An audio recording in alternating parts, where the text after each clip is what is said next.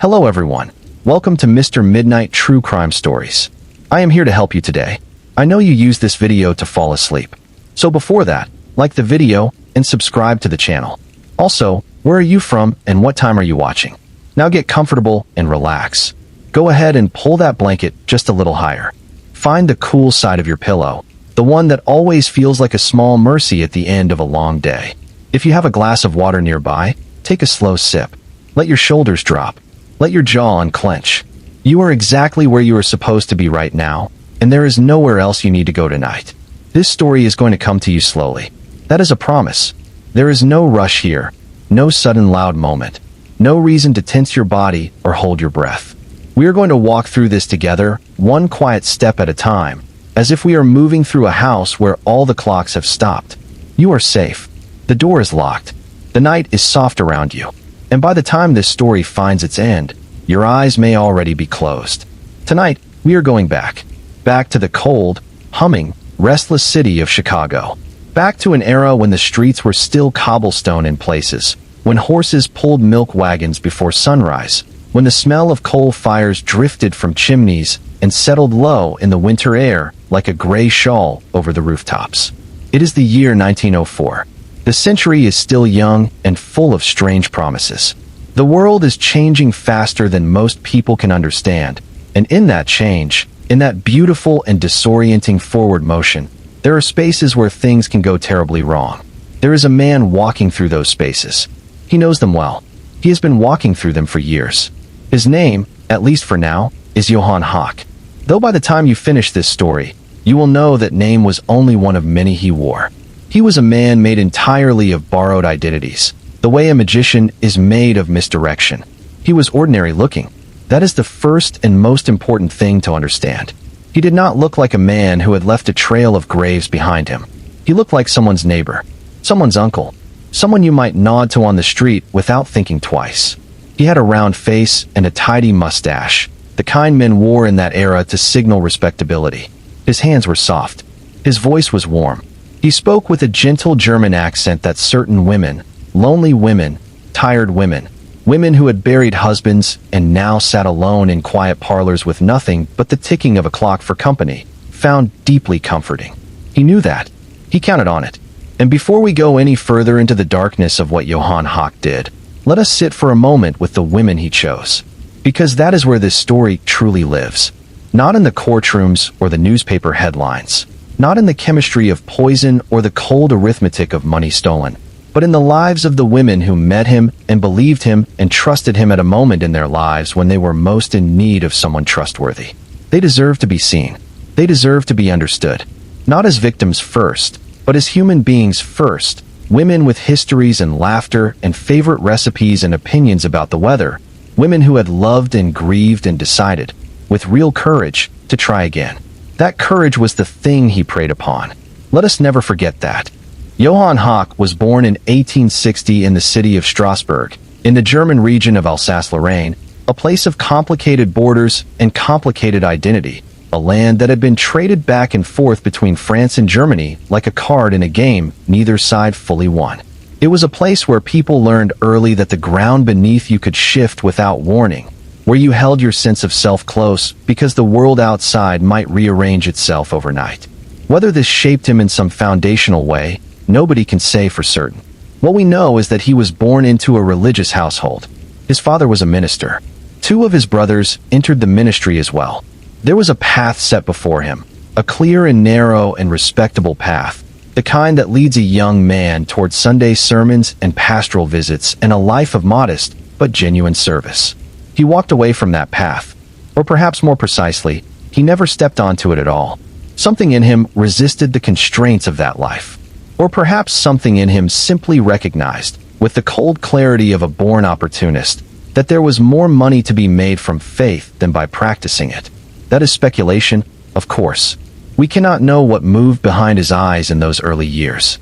What we know is that by the time he arrived in America, sometime in the early 1890s, he had already learned the most essential skill of his adult life. He had learned how to become whatever someone needed him to be. America in that era was a country of reinvention. That was part of its mythology, part of its deep and seductive promise. You could come here with nothing and become something. You could shed the old self like a coat that no longer fit and walk forward as a new man in a new land where nobody knew your history. For millions of honest immigrants who carried that dream across the Atlantic, it was a beautiful and hard-won truth. For Johan Hawk, it was a practical toolkit. He arrived with nothing but nerve and the particular gift of seeming sincere, and he began immediately to build his inventory of lies. He spoke German fluently, of course, and in the late 1800s and early 1900s, there were dense, thriving German immigrant communities in cities all across the American Midwest. In Chicago, in Cincinnati, in Milwaukee and St. Louis, and a dozen other cities where German newspapers were printed and German churches held services and German bakers opened shops that smelled of rye bread and cardamom before the sun was fully up. These communities were tight-knit and proud and full of the particular warmth that displaced people create for one another when they find themselves far from home. They trusted each other in the way that people trust those who share a language and a memory of the same distant streets. That trust was the door he walked through again and again and again. He gave himself different names in different cities. John Schmidt, Henry Bartels, Jacob Huff, Martin Dotz. The names changed like costumes, slipped on and off with practiced ease. And with each new name came a new story. He was a businessman with capital to invest. He was a widower, recently bereaved, lonely in a way that made women want to comfort him. He was a man of means who owned property and had a wealthy father in Germany who would soon be sending more money. He was, in every city, every community, every parlor and candy store and boarding house he entered, exactly what the woman sitting across from him needed him to be. He watched them carefully. He listened. He asked gentle questions and nodded with great seriousness when they answered. He made them feel heard in a way that many of them had not felt heard in years, perhaps ever. And then he began to court them with a speed and an urgency that should have been alarming but somehow never was, because he framed it always as the result of overwhelming emotion, of a heart too full to wait. He was a man swept away by feeling. How could that be anything but flattering? They married him, one after another, in city after city, year after year. By the time the Chicago police finally caught up with him in 1905, investigators believed he had contracted somewhere between 15 and 50 marriages. 15, possibly 50.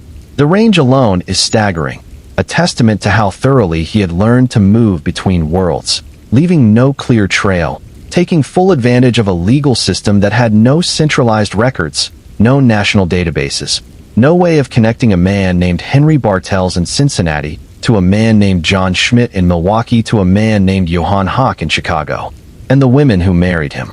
Some of them lost only their money and their dignity, discovering his deceptions before something worse could happen.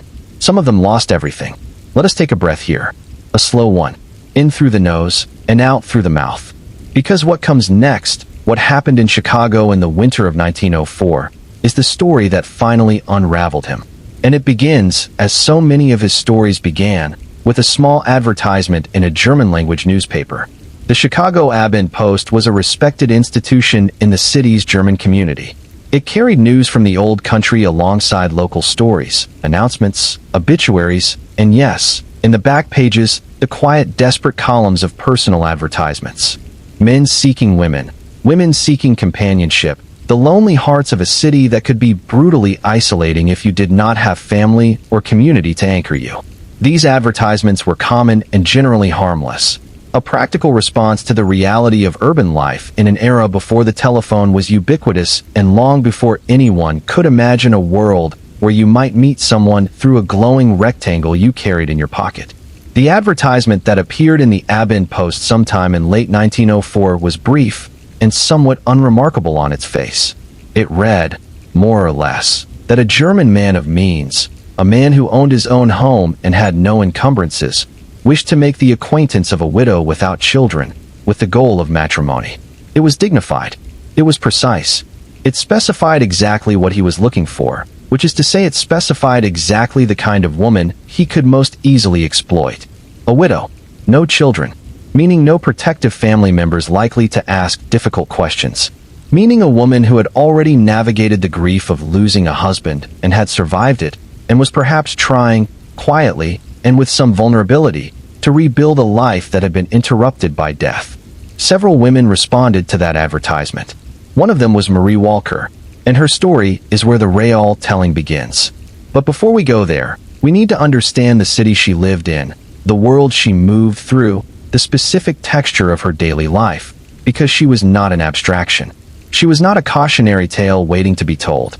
She was a woman with a shop and a schedule and a particular way of folding her apron at the end of a working day, and she deserves more than a paragraph in a history book. Marie Walker lived on Willow Street in Chicago. She ran a candy store, a small establishment that she had built through her own effort and frugality after the end of her previous marriage. She was in her 40s, a compact and capable woman with the particular kind of self-reliance that comes from having learned you can depend on yourself when you must. She had grown up in Germany and come to America as so many had, with hope packed more carefully than anything else in her luggage. She spoke English with an accent. She kept her shop clean. She knew her customers by name. Her sister, Bertha, lived nearby. This is an important detail, though we will not know why until later. Marie and Bertha were close in the way sisters can be close when they have both come far from home, bound together by shared memory and the particular comfort of someone who knew you before you became whoever you are now. Marie had some small savings. Not a fortune, but the accumulated result of years of careful work. A few $100s. The shop itself. These were the material dimensions of a life she had built on her own terms, and she was not ashamed of any of it. She was a practical woman. She was also, like so many practical women, capable of great tenderness when she allowed herself to feel it. She wrote to the address given in the advertisement. He wrote back, and somewhere in those early letters, in the careful dance of introduction and disclosure that preceded any meeting, she began to feel something she perhaps had not expected to feel again. Something like possibility. Something like the quiet flutter of hope, which is the most vulnerable emotion a person can carry, because hope, unlike most feelings, makes you lean forward into the future, towards something you cannot yet see or touch or know is real. He told her he had $8,000. He told her he owned a cottage at 6225 Union Avenue. He told her his father was wealthy and would soon be sending more funds from Germany. These were the specific shapes of the lies he chose, calibrated precisely to what a woman like Marie would find reassuring. Not extravagance, not grandeur, just enough stability to make the next chapter of life feel possible. Just enough security to make leaning into hope feel safe. They met. He was warm and attentive. He had that quality she had perhaps not encountered in a long time. The quality of making you feel genuinely interesting, genuinely seen. He asked about the shop, about her years in Germany, about what she missed, and what she had found in America that surprised her. He listened to her answers with apparent absorption. He touched her hand when she said something that moved him. He looked at her with eyes that seemed, in those first meetings, to hold real feeling. They became engaged quickly. This was not entirely unusual in that era, when courtship was expected to move toward marriage and prolonged engagements were often impractical. But even by the standards of the time, the pace was fast. Within weeks of their first meeting, they were married. And then, almost immediately, the requests began. He needed her to sell the candy store. He needed the money from the sale to prepare their home for her arrival. He needed her savings, just temporarily, to settle certain debts before his father's money came through from Germany. There was always a reason. There was always a logical, sensible-sounding explanation for why the money needed to move from her possession to his, and why it needed to happen now, before he had actually delivered any of the things he had promised her. She sold the shop. She handed over $350 in savings. She waited for the home on Union Avenue that he had described in such careful detail, with the garden and the comfortable parlor and the life that was supposed to begin there. It was now December of 1904. The streets of Chicago were bitter with cold. The sky over the city sat low and gray. And in the rooms where Marie Walker now found herself, something was beginning to go very wrong. She started feeling ill. It began as discomfort, the kind you might attribute to a change in routine, to the stress of recent changes, to the body's natural response to upheaval. But it did not stay as discomfort. It deepened and darkened into something more insistent. Stomach pain that came in waves, violent and cramping. Nausea that offered no relief even after her stomach was empty. A burning sensation across her skin, as if something was happening beneath the surface that had no good explanation. And a thirst, an extreme and unrelenting thirst, that nothing she drank seemed to satisfy. She told her husband. He was sympathetic. He called a doctor. The doctor who came, a man named John Reese, examined her and arrived at a diagnosis. Bright's disease, he said. A kidney condition. Serious, but not entirely unmanageable. He prescribed treatment and went on his way. Marie did not get better. She got worse. And while she lay in that room, while her body struggled with something the doctor had not correctly identified, her husband was downstairs. And he was doing something that, when it later came to light, would stop people cold. He was talking to her sister. To Bertha. No, not Bertha. To Mrs. Fisher, another of Marie's widowed relatives who had come to help care for her. He was talking to this woman with a particular warmth and attention that had nothing to do with the concern of a worried husband. He was leaning close to her. He was making her feel, in the specific and practiced way that was his greatest skill, seen and valued, and perhaps a little special.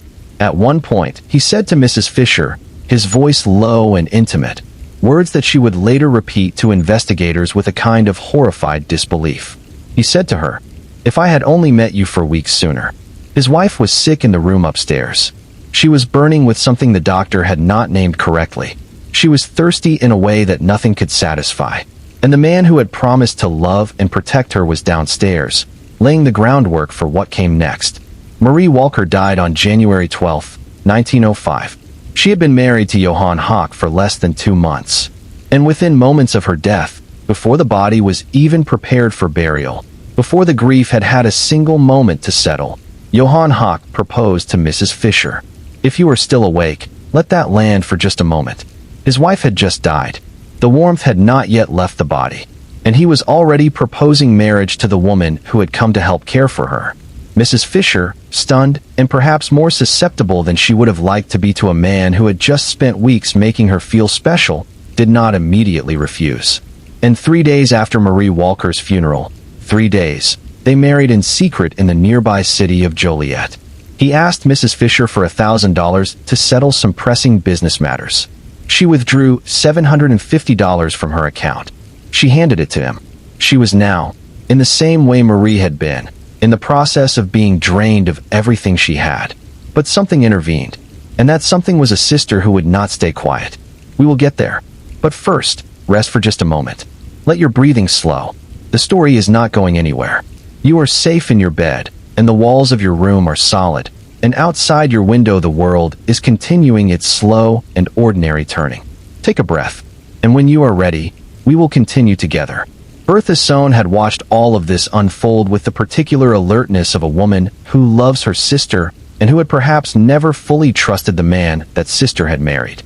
There is a kind of intuition that exists between siblings, a frequency of communication that does not require words, and Bertha had been reading her sister's situation with growing unease from the moment Johan Hawk had entered their lives. She had watched Marie grow pale and thin and confused during those final weeks. She had seen the way Marie's husband moved through the house, calm and unbothered, while the woman he had married lay struggling upstairs.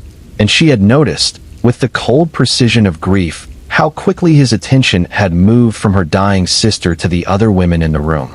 When Marie died, Bertha did not collapse into mourning. She did something more difficult and more important. She began to speak.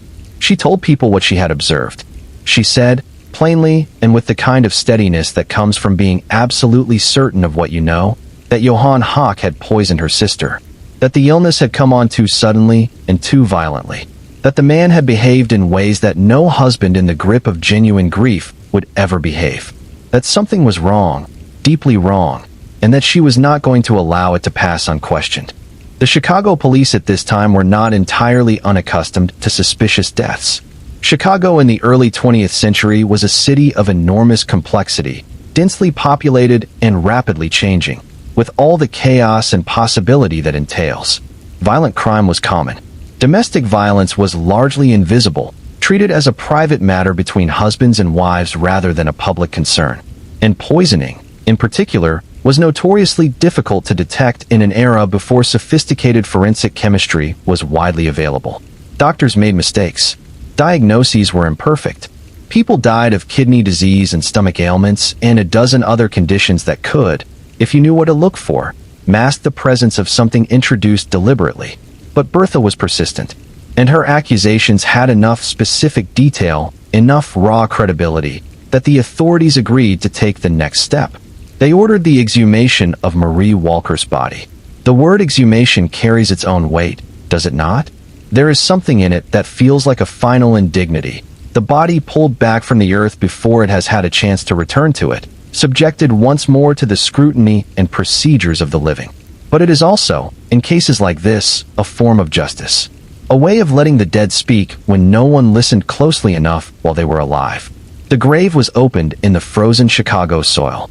The body of Marie Walker was examined by the coroner and his team with the full analytical attention that modern forensic chemistry, still relatively young but increasingly powerful in that era, could bring to bear. And what they found inside the stomach of this woman who had supposedly died of kidney disease was not ambiguous. 7.6 grains of arsenic. Not in her medicine, not in the embalming fluid, not in any of the substances that could theoretically explain its presence through innocent means. 7.6 grains of arsenic in the stomach of a woman who had spent her final weeks experiencing the precise and textbook symptoms of arsenic poisoning. Symptoms that her doctor had misidentified as Bright's disease, that her husband had watched develop without apparent alarm, and that had ultimately killed her while the man who shared her home was already making other arrangements. The case exploded. There is no other word for it. The Chicago newspapers, which in that era operated with a kind of energetic and somewhat lurid enthusiasm for crime stories, seized on this one with tremendous appetite. Headlines announced the discovery of the Blue Beard of Chicago.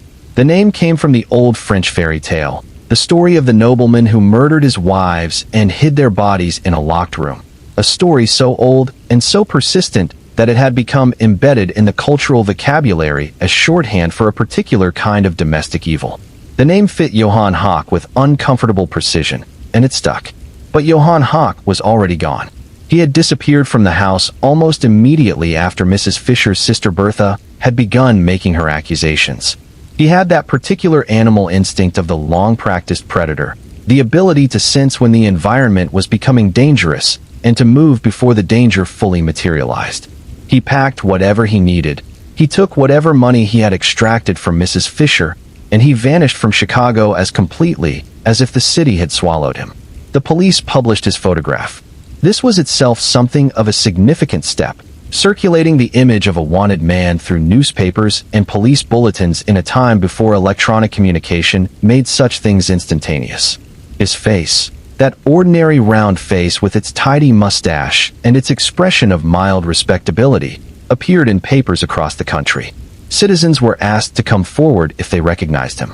What happened next is one of those moments in a story where the sheer audacity of a criminal mind becomes almost difficult to process. Johan Hawk, the most wanted man in Chicago, a man whose face was being circulated in newspapers, a man who had just poisoned his wife and bigamously married her sister within days of the funeral, traveled to New York City and, within approximately 24 hours of arriving there, began to court a new woman. He was operating under the alias Henry Bartels. He had taken a room in a boarding house, and the woman who ran that boarding house was exactly his type. She was a widow. She was of modest but comfortable means. She was lonely in that particular way that people who run boarding houses can be lonely, surrounded by transient strangers who come and go and never stay long enough to know. And he had walked into her establishment and smiled at her with those warm, practiced eyes, and within a day he had found a way to make her feel, in the specific gravitational way that was his greatest skill, like someone worth knowing. He proposed to her, 24 hours after arriving in her home. He was still proposing when the police walked in. The arrest, when it happened, was made by New York City detectives who had been alerted by the Chicago bulletins. They found Johan Hawk in the boarding house, mid-courtship, wearing his latest alias like a well-fitted suit. He was calm when they approached him. That was noted by everyone who witnessed it. He did not panic. He did not make a run for it. He simply looked at the officers with the same mild and faintly resigned expression he might have worn if they had come to give him a parking fine. But then the search began. And it was during that search that the officers found something that transformed the arrest from a simple fugitive capture into something far more chilling.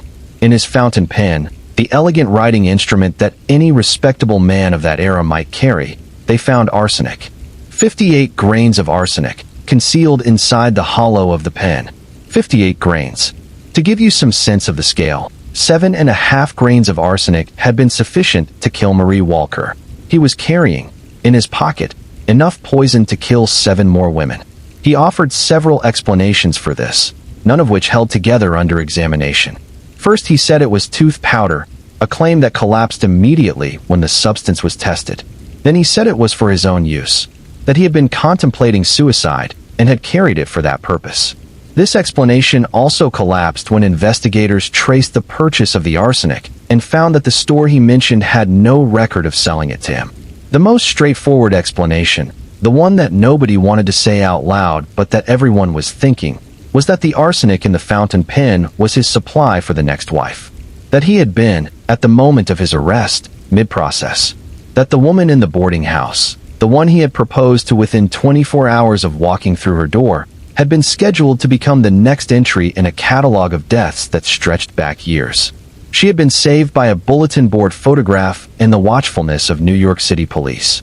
Back in Chicago, the investigation deepened with the kind of velocity that a sensational case generates when multiple agencies and jurisdictions suddenly begin comparing notes. And what emerged from that comparison was a picture of Johan Hawk's activities across nearly a decade that was, even for investigators who had seen considerable darkness in their careers, striking in its scope and its cold methodology. Women came forward. Former wives, former neighbors, women who had known him under different names in different cities, all of them with variations of the same story. The swift romance, the confident lies about money and property, the pressure to sell assets and hand over savings. And then, in some cases, the illness, the mysterious deterioration, the death that the doctors called kidney disease or stomach ailment, and that nobody had thought to question further because widows died of illness all the time, and besides, who had reason to question the grief of the man who sat beside the bed and held the dying woman's hand. Some of the women had survived. Some had escaped before whatever Hawk had planned for them could fully unfold, whether because they had kept enough of their money back, or because they had people in their lives who asked difficult questions, or simply because Hawk had decided the extraction was sufficient and moved on before resorting to more permanent measures. We will never know the precise calculus he used to decide which women died, and which ones he merely robbed and abandoned. But the calculus was real. The decisions were made. And across the trail of aliases and marriages and cities he had moved through, there were graves. How many graves? This is the question that haunts this case even now, more than a century later. The police at the time estimated he may have had as many as 50 wives across his career. Some historians of American crime have put the number of his suspected murder victims at anywhere from 6 to 20 or more. The truth is, in an era of fragmented records and incomplete communication between jurisdictions, the full scope of Johan Hawk's crimes is simply not recoverable. There are women whose deaths he caused who will never be connected to his name. There are widows who handed over their savings and spent the rest of their lives wondering what had happened to the man they had briefly believed in, never knowing that the same story had played out in a dozen other cities with a dozen other women. And in Chicago, in January of 1905, the investigation began to come together with the kind of momentum that only happens when a crime finally breaks into public awareness and the full weight of institutional attention falls upon it. 5 women who had been married to Johan Hawk, under various aliases, were brought together in an interrogation room to identify him. Their reunion, such as it was, produced scenes that witnesses later described as both tragic and astonishing. These women looked at each other across that room and saw, in each other's faces, the reflection of their own particular version of the same story. The same lies told with the same warmth and the same practiced sincerity. The same feeling of having been selected and seen and valued, followed by the same systematic erosion of everything they had. Some of them wept. Some of them were angry in a way that had nowhere adequate to go. And when Johan Hawk was brought into the room, when they were asked to confirm that this was the man, several of them reportedly erupted with a directness and a ferocity that the officers present found difficult to manage. Hawk, for his part, remained calm. He looked at these women with that infuriating composure, that quality of emotional imperviousness that had served him so well throughout his career, and he did not appear to find the situation particularly alarming. He had, by this point, been arrested before. He knew how to conduct himself in the presence of law enforcement. He knew that a display of distress or guilt would serve him poorly, and he declined to perform either. When investigators asked him why he had consistently targeted middle-aged widows, why this demographic, why these particular women, he gave an answer that was remarkable in its frankness and its complete absence of any detectable shame. He said they were easier to separate from their money. That was it. That was the whole of his explanation. Middle-aged widows were easier to separate from their money. As simple and practical a statement as if he had been asked why he preferred a particular brand of hat. They were easier. So he chose them. In a room full of law enforcement officials who had seen considerable varieties of human behavior, this statement apparently landed with a particular force. Not because it was unexpected, but because of the absolute flatness with which it was delivered. He was not boasting. He was not trying to shock. He was simply explaining his methodology with the matter-of-fact clarity of a businessman discussing his market. If you needed any further evidence that the warmth and attentiveness he had shown to all those women was performed rather than felt, that there had never been any emotion behind it, any real interest or care or feeling, this was it.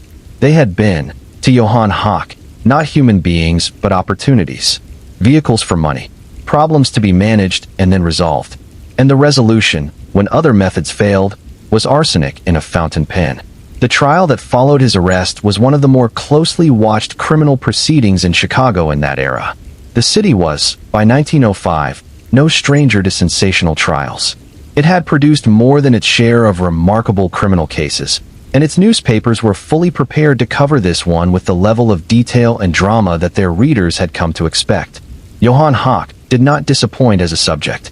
He was composed on the stand, articulate, occasionally capable of a dry remark that his attorneys clearly wished he had restrained.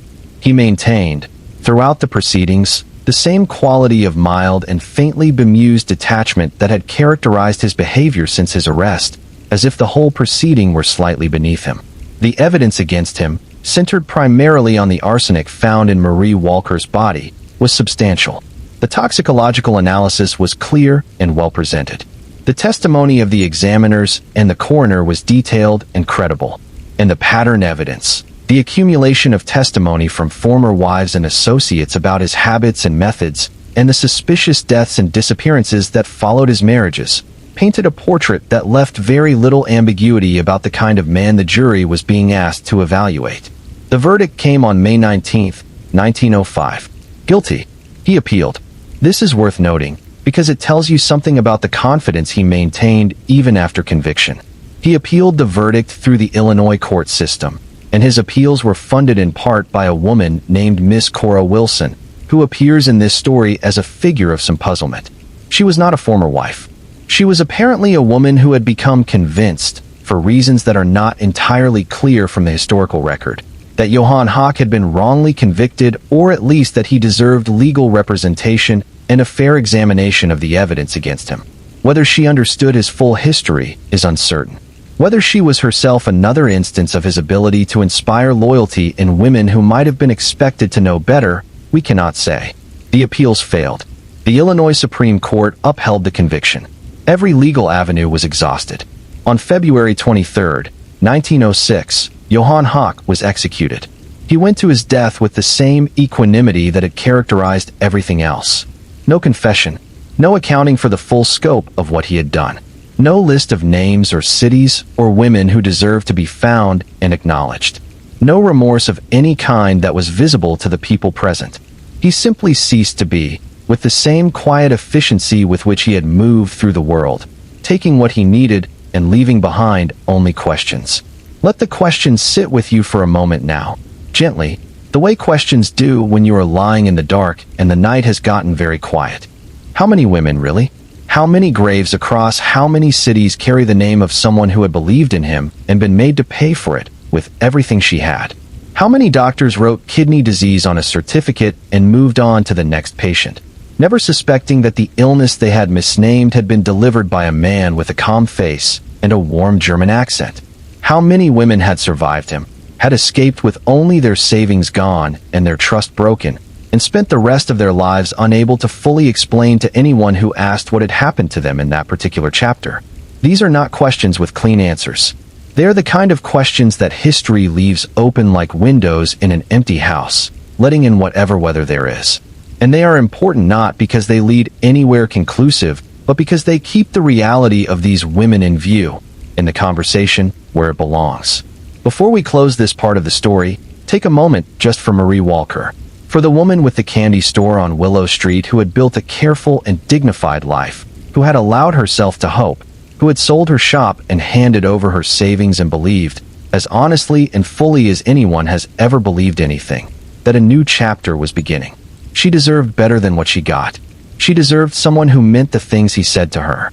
She deserved the home he described, the quiet evenings, the ordinary domestic comforts that are not glamorous but that matter enormously, that are the actual texture of a life well lived.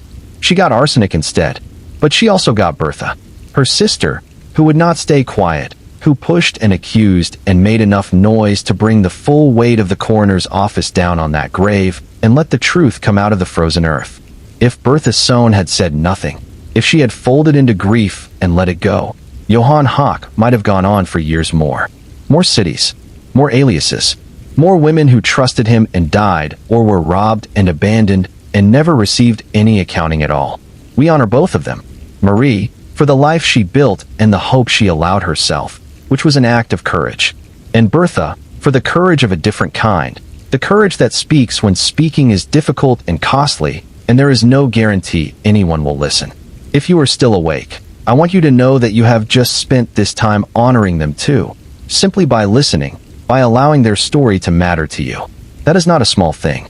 In a world that moves quickly and forgets easily, the act of staying with a story, of letting real human lives occupy your attention for a little while, is its own form of respect.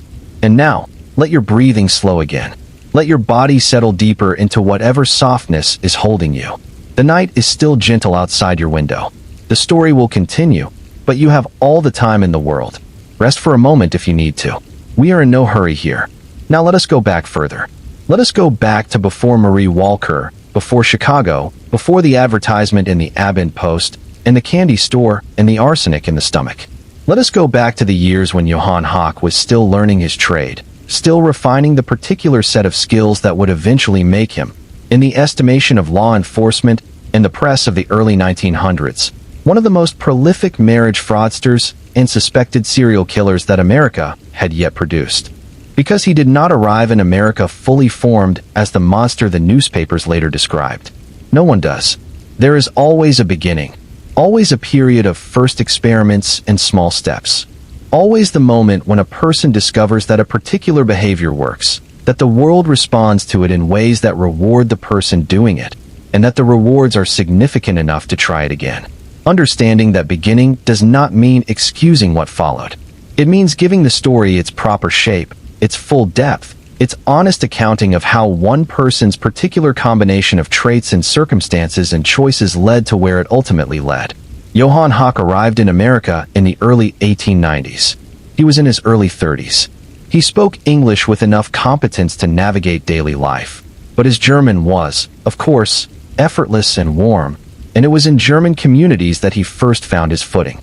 He settled for a time in Chicago, that great churning city on the edge of the lake, that place of constant construction and commerce and human possibility. Chicago in the 1890s was a city in the process of defining itself on the world stage. The world's Columbian Exposition had come and gone in 1893, leaving behind a city that had been forced to confront its own ambitions and had largely risen to meet them.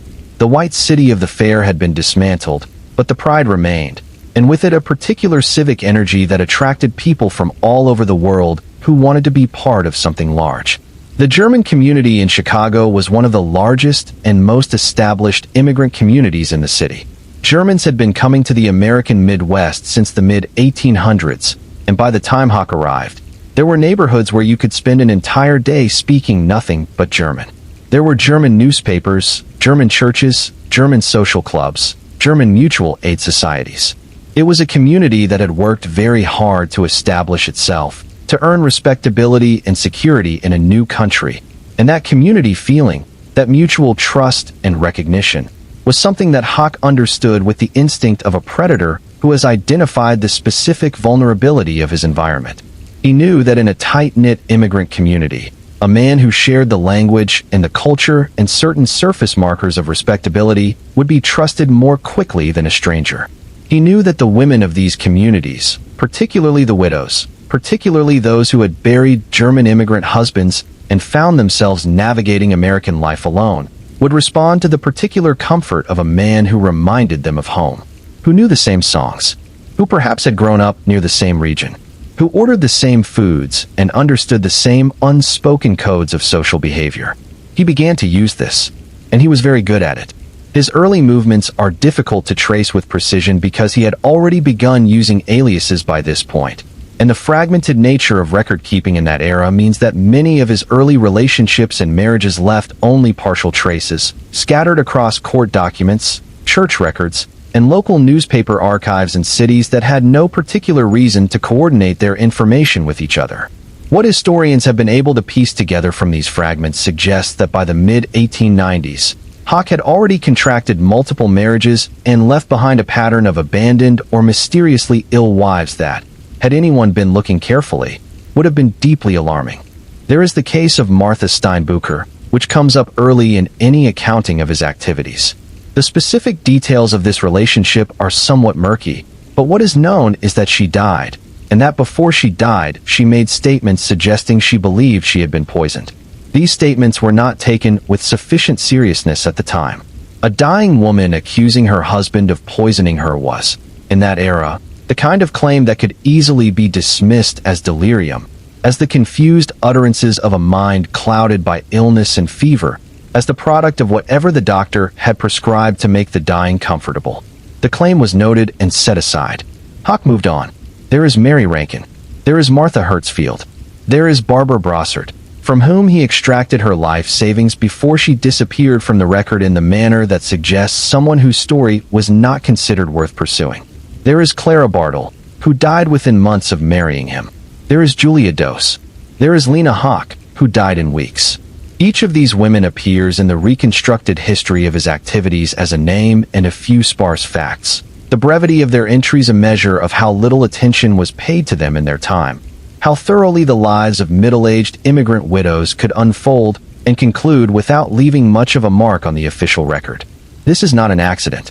This is not simply the result of record-keeping imperfections in the late 19th century. This is the specific exploitation of a structural invisibility that existed around certain women in that period. Older women, immigrant women, women without prominent family connections or significant social capital, women whose deaths could be attributed to the usual suspects of the era: kidney disease, heart failure, the catch-all of stomach ailments, without generating any meaningful investigation. Johan Hawk understood this invisibility the way a locksmith understands the particular weakness of a type of lock. He had found the door that nobody was guarding, and he walked through it, repeatedly, for the better part of a decade. To understand this fully, you need to understand something about the position of women, particularly widowed women, in American society at the turn of the 20th century. The economic reality was stark. Widowhood, for a woman of modest means in that era, was a genuine crisis. There was no social safety net, no government assistance, no insurance industry sophisticated enough to protect the average household. If your husband died and you did not have family to help support you, you faced a very difficult set of choices. You could work, and there were certain jobs available to women of that class: domestic service, piecework in garment factories, running a small business as Marie Walker had done, but these provided subsistence at best and could be exhausting and precarious. Or you could remarry, which offered financial stability but required finding someone willing and able to provide it. This created a particular desperation that Hawk knew how to read and exploit. He was not offering these women romance in the abstract. He was offering them the specific and practical thing they most needed, which was security. A home, a stable income. The promise that the terrifying precariousness of widowhood was behind them now, that they could stop calculating how long their savings would last and start simply living.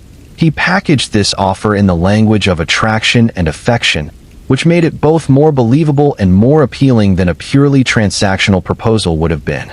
But underneath the romance, underneath the warm eyes and the German accent and the promise of a wealthy father in the old country, the essential transaction was security for money, and the women who responded to his advertisements were responding, at least in part, to the material reality of their situation. He knew this. He had reduced them, in his own mind, to their most legible economic dimension. They were not complex human beings with interior lives and histories and individual hopes. They were widows with savings. They were problems that could be solved for a period of time and then converted into assets. This is the thing that makes Johan Hawk uniquely disturbing, not just as a criminal figure, but as a historical and psychological one. It was not passion that drove him. It was not the kind of explosive emotional dysregulation that characterizes many violent crimes, the anger or jealousy or grief that suddenly overwhelms a person's capacity for restraint. He was not a man undone by feeling. He was the opposite. He was a man who had apparently eliminated feeling as a relevant variable entirely, who had arrived at a place of such thorough detachment from the humanity of the people around him that he was able to plan and execute the deaths of women he had slept beside, shared meals with, listened to as they described their hopes and their histories, with no more apparent internal conflict than a merchant conducting an inventory. This is what the psychological literature on serial offenders calls instrumental violence. Violence, or in this case poisoning, used not as an expression of emotion but as a practical tool in service of a goal. The goal, in Hawk's case, was money. The women were not objects of hatred or desire or any other recognizable emotional category. They were simply obstacles, once they had served their purpose, and the most efficient way to remove an obstacle was arsenic. The arsenic itself deserves a moment of attention here, because in the early 20th century it occupied a peculiar and revealing place in both domestic life and criminal history. Arsenic trioxide, the specific compound most commonly used, was in that era not a tightly regulated substance. It was available in pharmacies and general stores, sold under the guise of rat poison or household pest control, and its purchase did not require any particular documentation or explanation. You walked in, you asked for it, you paid for it, you walked out. It was cheap, it was widely available, and, crucially, it was in that period somewhat difficult to detect with the analytical techniques available to most physicians. The symptoms of arsenic poisoning, those violent stomach pains, the nausea, the burning sensations, the extreme thirst, could mimic a remarkable range of other conditions. In an era before routine toxicological analysis, before the chemical tests that could definitively identify arsenic in a body had been widely adopted and understood, a doctor who examined a woman with these symptoms and concluded that she had kidney disease or gastroenteritis or any number of other conditions would not have been considered negligent. He would have been working with the tools he had, applying the diagnostic framework of his training to symptoms that genuinely resembled common illnesses. This is why arsenic was called, in that era, the inheritance powder. It was the poison of domestic predators, of people who needed someone to die quietly and at home without raising alarm, who needed the death to look like illness rather than crime. Women had used it throughout European history to dispatch inconvenient husbands, a fact that the historical record reflects with uncomfortable regularity. Men had used it to inherit money from wives. Parents had, in documented cases that made their way into the newspapers of the era, used it on children who were inconvenient or competitive for limited family resources. It was the chemistry of intimate murder, the poison of people who lived with their victims, who had access to their food and drink, who could administer it slowly over days or weeks in amounts too small to create immediate alarm. Johan Hawk was an expert in its use. Not because he had studied chemistry formally, there is no evidence of that, but because he had learned empirically, through practice, how much was needed and how to administer it in a way that allowed the illness to develop along a plausible natural timeline. 7.5 grains in Marie Walker, a dose calibrated. It appears to be lethal but not immediately so, allowing a period of illness that the doctor could mistake for something other than poison, allowing time for the story to develop naturally before the conclusion arrived. While you let that settle, understand that arsenic in those quantities is not a quick death. It is a painful one. Marie Walker spent weeks in that room.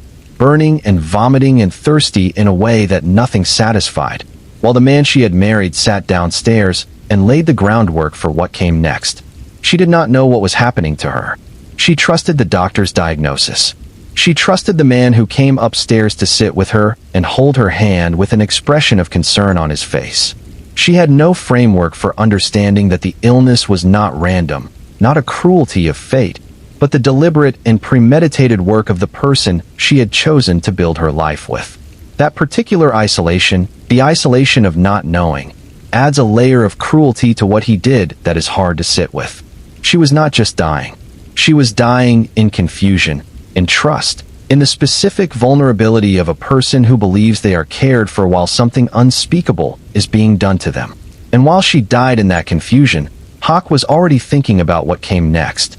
Mrs. Fisher, the sister-in-law who had come to help nurse Marie, was a widow. She had some means. She was, in the specific way that mattered to him, another opportunity. He began working on her before Marie was even gone, laying the emotional groundwork, making her feel that particular quality of attention that was his most effective tool. And when Marie died, he moved so quickly that it still shocks to read about it. A proposal within moments of death. A secret marriage 3 days after the funeral. Arsenic already in the fountain pen for when the money ran out, and the next step became necessary. Mrs. Fisher survived, not because Hawk had any particular mercy in him, but because Bertha's son had a voice and the courage to use it. The accusation came before he could complete the process. His instincts for self-preservation overrode the next planned step. He ran. But before he ran, before Bertha's voice had time to translate into official action, he had already extracted $750 from Mrs. Fisher. She had gone to the bank and withdrawn it. She had handed it to him. And in those final hours before his disappearance, she had been in the same position that all his wives had been in before her, positioned exactly where he needed her to be, her money moving in his direction, her trust operating as designed. She was lucky. She would spend the rest of her life understanding how lucky she was, and what it was that had stood between her and her sister's fate. This luck, this particular version of it, the luck of having a Bertha, the luck of having someone in your life who would not look away and would not stay quiet, is worth thinking about as you lie in the quiet of your room tonight. Because so many of the women who moved through Johan Hawk's life did not have a Bertha, did not have someone positioned closely enough, alert enough, brave enough to say, "This does not look right, this does not feel right, and I am not going to let it pass without a fight." The women who had no Bertha are the ones whose names we may never know. The ones who appear only as absences in the record, as dates of death beside marriages to a man traveling under a name we cannot now connect to the one we know. They are there, in the historical silence. We cannot count them precisely, but we know they exist, and the knowing is its own kind of witness. If you are still with me, still listening in the warm dark of wherever you are tonight, take a slow breath now. In through the nose. Hold it gently for just a moment, and let it go. The story continues. But there is no rush. You are held by whatever is holding you, and the night around you is soft. Let the quiet do what it does best. We have more to tell. We have the interrogation room, and the 5 women, and the trial, and the execution that followed. We have the legacy, the unanswered questions, the historical reverberations of what one man did to many women in the immigrant communities of a changing America. We will get there slowly. But for now, let the breathing slow a little more. Let the weight of the day release from your body, a little at a time. The way snow falls from a branch when the branch finally bends under the accumulation, not all at once, but in small and successive surrenders to gravity. You are safe. The story is here when you are ready. We are in no hurry. There is something that the history books do not always pause to consider. Something that gets lost in the momentum of detective work and courtroom drama, and the satisfying narrative arc of a predator finally caught. And that is the specific texture of the trust that Johan Hawk violated. Not just the trust of individual women, though that alone would be more than enough to condemn him, but the trust of an entire community, a community that had worked very hard to build something fragile and valuable in a country that was not always welcoming to people who came from elsewhere, who spoke other languages, who carried different customs and different memories. The German immigrant communities of the American Midwest in the late 19th and early 20th centuries were remarkable social structures. They had built churches and schools, newspapers and mutual aid societies, cultural organizations, and professional associations. They had created, in the middle of a new world that could be alienating and unpredictable, dense webs of connection and support that allowed people to navigate the difficulties of immigrant life with something approximating the safety of community. You could go to a German church and hear a service in your own language. You could go to a German social club and meet people who understood your jokes. You could read a newspaper in German and feel, for an hour, less fundamentally foreign. And this infrastructure of community created, necessarily, a certain quality of internal trust. When you met someone at a German church, or through a German social club, or through a German-language newspaper advertisement, there was an implicit endorsement in the connection, a sense that this person was part of the same world you were part of, which meant something. Which meant you could extend a degree of trust that you might not extend to a complete stranger encountered in a less communally mediated context. Johan Hawk weaponized this trust with deliberate precision. He did not drift randomly into these communities. He targeted them. He placed his advertisements in German-language newspapers specifically. He moved in social circles where his German-language skills and his knowledge of German culture and customs would mark him as familiar, trustworthy, someone whose background could be assumed rather than established. He understood that in a community operating on the basis of shared origin and shared language, his fluency in those things functioned as a credential, a shorthand for a shared history that could substitute for actual personal knowledge. This is a form of exploitation that has a particular sting to it, beyond the individual cruelty of what he did to each woman. He was not just stealing from them. He was using the very mechanisms of mutual support and community trust, mechanisms that those communities had built with great effort and care precisely to protect their members, as the instrument of his predation. He was turning the community against itself. He was making the thing that was supposed to protect these women into the thing that exposed them to danger. And the women who met him through those community channels would have had no particular reason to be suspicious on that basis alone. The fact that he had been introduced through a community institution was supposed to mean something, was supposed to provide a level of vetting, was supposed to mean that this person had been, at some level, seen and known by people you trusted. The community connection was precisely the thing that made his lies plausible.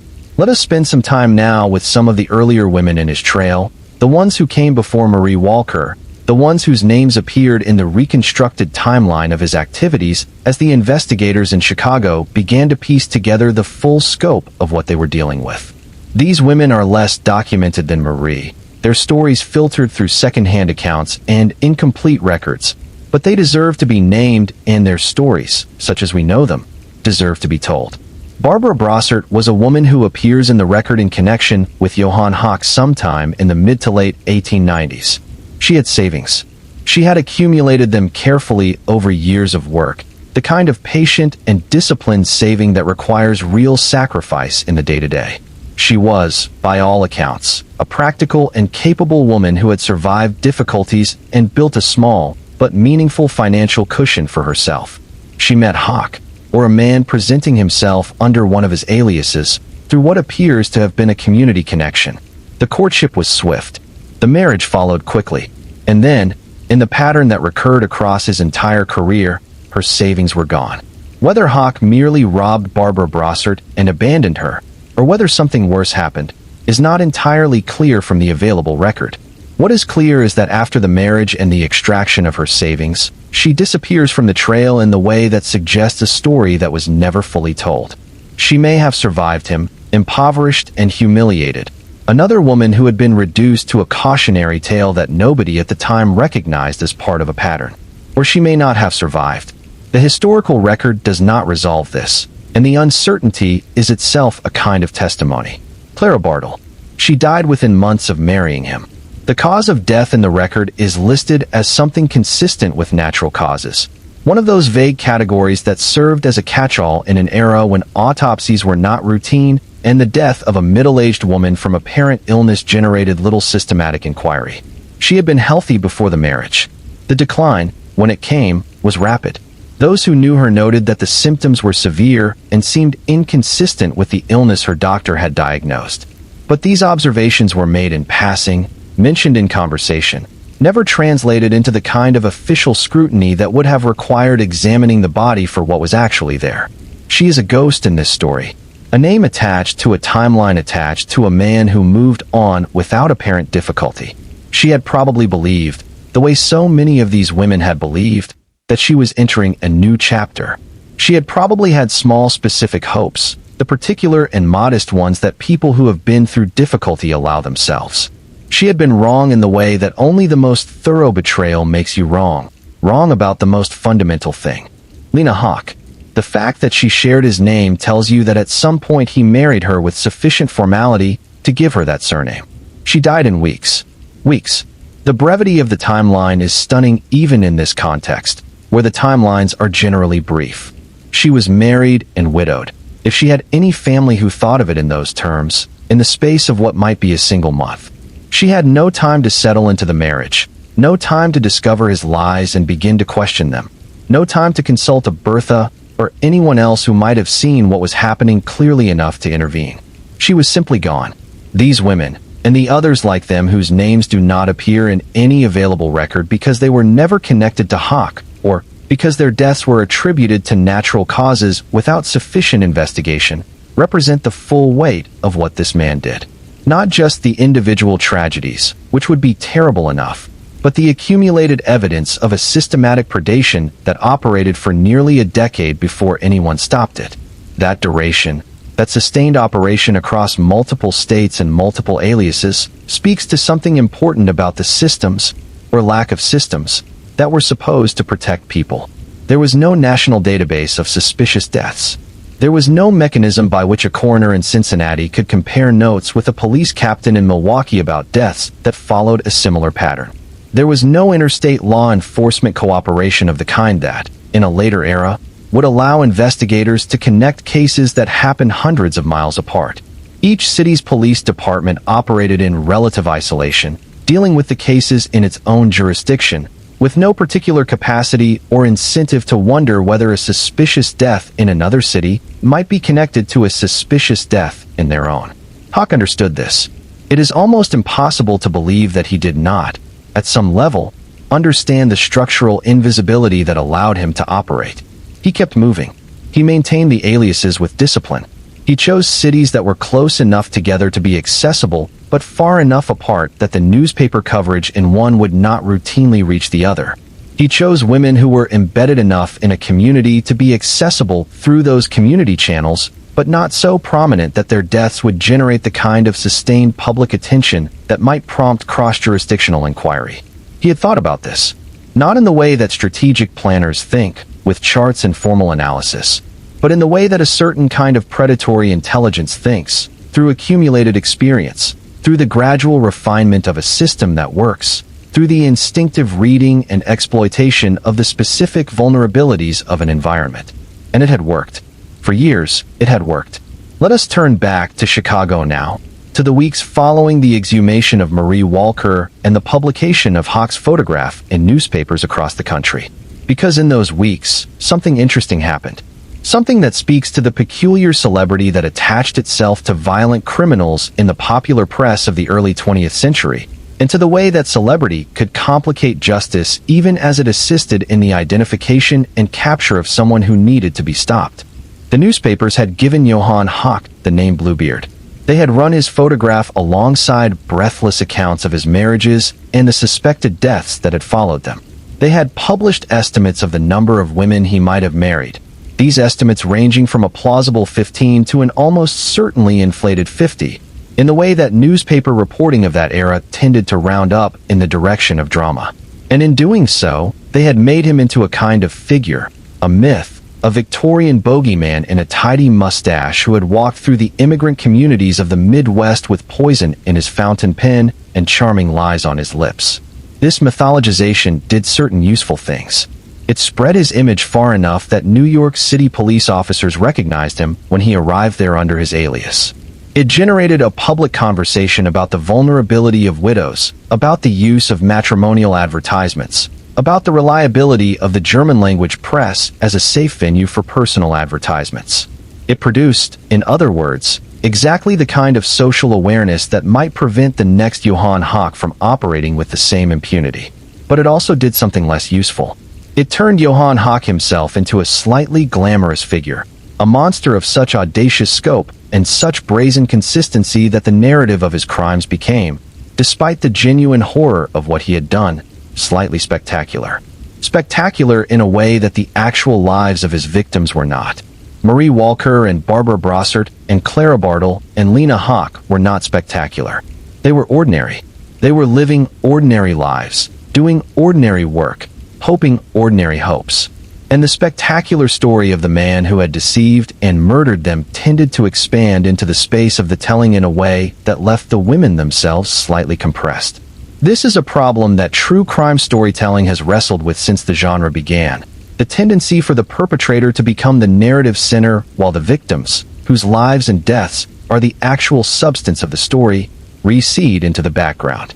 It happens not because storytellers are callous, but because the mechanics of narrative pull toward complexity and mystery, and the predator, with all his aliases and systems and cold calculations, is more apparently complex than his victims, whose stories, once they have been reduced to victimhood, seem to tell themselves in a single register. But the victims are not simple. They are not one thing. They are people whose full lives existed before they encountered Johan Hawk, and whose full lives would have continued after him had they been given the chance to live them. Marie Walker had opinions and memories and preferences and small private fears that had nothing to do with the man who killed her. Barbara Brossart had a particular way of moving through her days that was entirely her own. Lena Hawk had a history that existed before the name she briefly shared with the man who may have ended her life. They were not their endings. They were their entire lives. And their entire lives deserve the space in this story that their endings so easily claim. As you rest with all of this, as the story settles into the quiet space around you and the night deepens, I want you to hold that thought for a moment. These women were not footnotes. They were the story. Johan Hawk was the interruption. Now, the investigation in Chicago was moving quickly in those early weeks of 1905. The police had the arsenic evidence from the exhumation. They had Bertha Sohn's testimony. They had the pattern of behavior that was becoming clearer as more former wives and associates came forward. And they had, crucially, Hawk's photographs circulating across the country, the same round face and tidy mustache in every newspaper that ran it.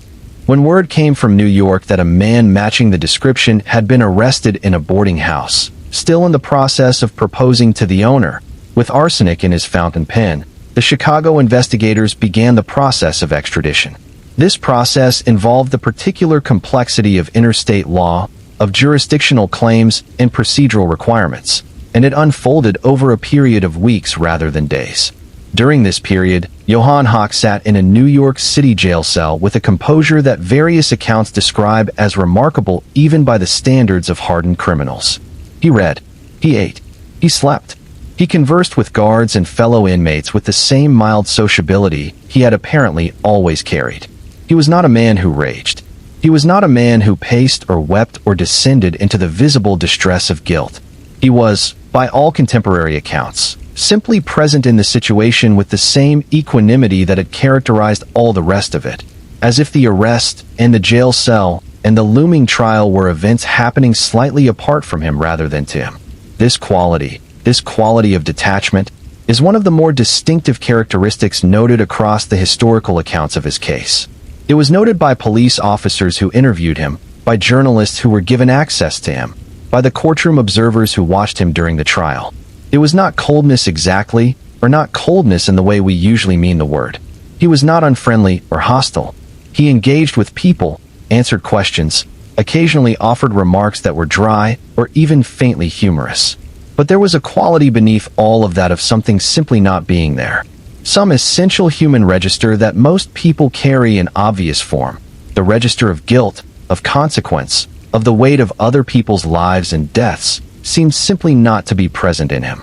Whether this reflects a specific psychological condition, the kind of thing that a later era's diagnostic vocabulary would have named with clinical precision, or whether it reflects something more prosaic about the particular self-deceptions that allowed a person to do what he did, we cannot say with confidence. The psychology of criminal behavior was not in 1905 the sophisticated analytical discipline it would become, and the people who examined and interviewed Johan Hawk were not doing so through a systematic psychological lens, but rather through the practical lens of law enforcement and journalism, trying to understand what they had caught rather than why it existed. What they had caught was this: a man who had married with deliberate fraud, who had poisoned at least one woman and was strongly suspected of having poisoned more, who had maintained a supply of arsenic for the next murder and had been in the process of initiating the next courtship at the moment of his arrest. That was enough to proceed with. The deeper questions, the why and how of the psychology, would have to remain, for the time being and perhaps forever, unanswered. If you are still listening, still drifting in the warm quiet of where you are, let the questions float up and then release them. They do not need to be answered tonight.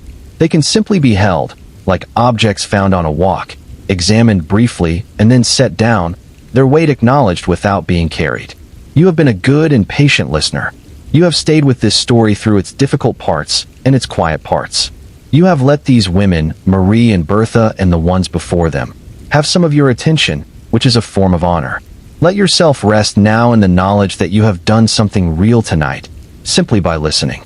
The story continues, but there is no urgency in it. Let your breathing slow, let your body soften, let the night do what nights do best. We will still be here. We are going nowhere. The extradition from New York to Chicago was completed in the early weeks of 1905, and when Johan Hawk was brought back to the city where Marie Walker had died, the attention of the press and the public had reached a kind of sustained intensity that is difficult to fully imagine from this distance. The story had everything that made early 20th century newspapers want to keep running it. It had poison and disguise and the violation of domestic trust. It had a villain who was simultaneously dangerous and pathetically ordinary looking.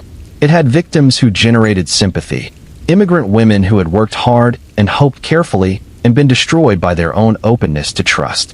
And it had, in Johan Hawk himself, an inexhaustible source of copy, because he was a man who would talk, who would engage with reporters, who seemed to find the attention neither gratifying nor threatening, but simply the current situation he was navigating. He gave interviews. This is worth pausing on. While awaiting trial on charges that carried the death penalty, he gave interviews to newspaper reporters in which he discussed his life and his marriages with a candor that was, by any measure, extraordinary. He did not confess to murder in these interviews. He was not suicidal or reckless in the legal sense. But he also did not retreat into silence or refuse to engage. He talked. He talked about the women he had married, about his methods of finding and approaching them, about his philosophy, if that is the right word for it, of targeting middle-aged widows. He told reporters that he had found middle-aged women easier to manage, easier to convince, more susceptible to the particular combination of attention and promise that was his primary tool. He said this with the same flat practicality that he had used when telling investigators that they were easier to separate from their money. There was no cruelty in his tone when he said these things, no relish in the objectification of the women he had targeted. It was as if he were simply describing an observation about human behavior that he had made empirically and had proceeded to act upon, the way a farmer might describe having noticed that a particular variety of seed does better in a particular type of soil. The reporters who interviewed him found this quality deeply unsettling. They expected something more dramatically readable, the defiant killer who glares at the camera, or the tearful penitent overcome by remorse, or even the calculating schemer who smiles because he believes he is smarter than everyone in the room. What they found was none of those things.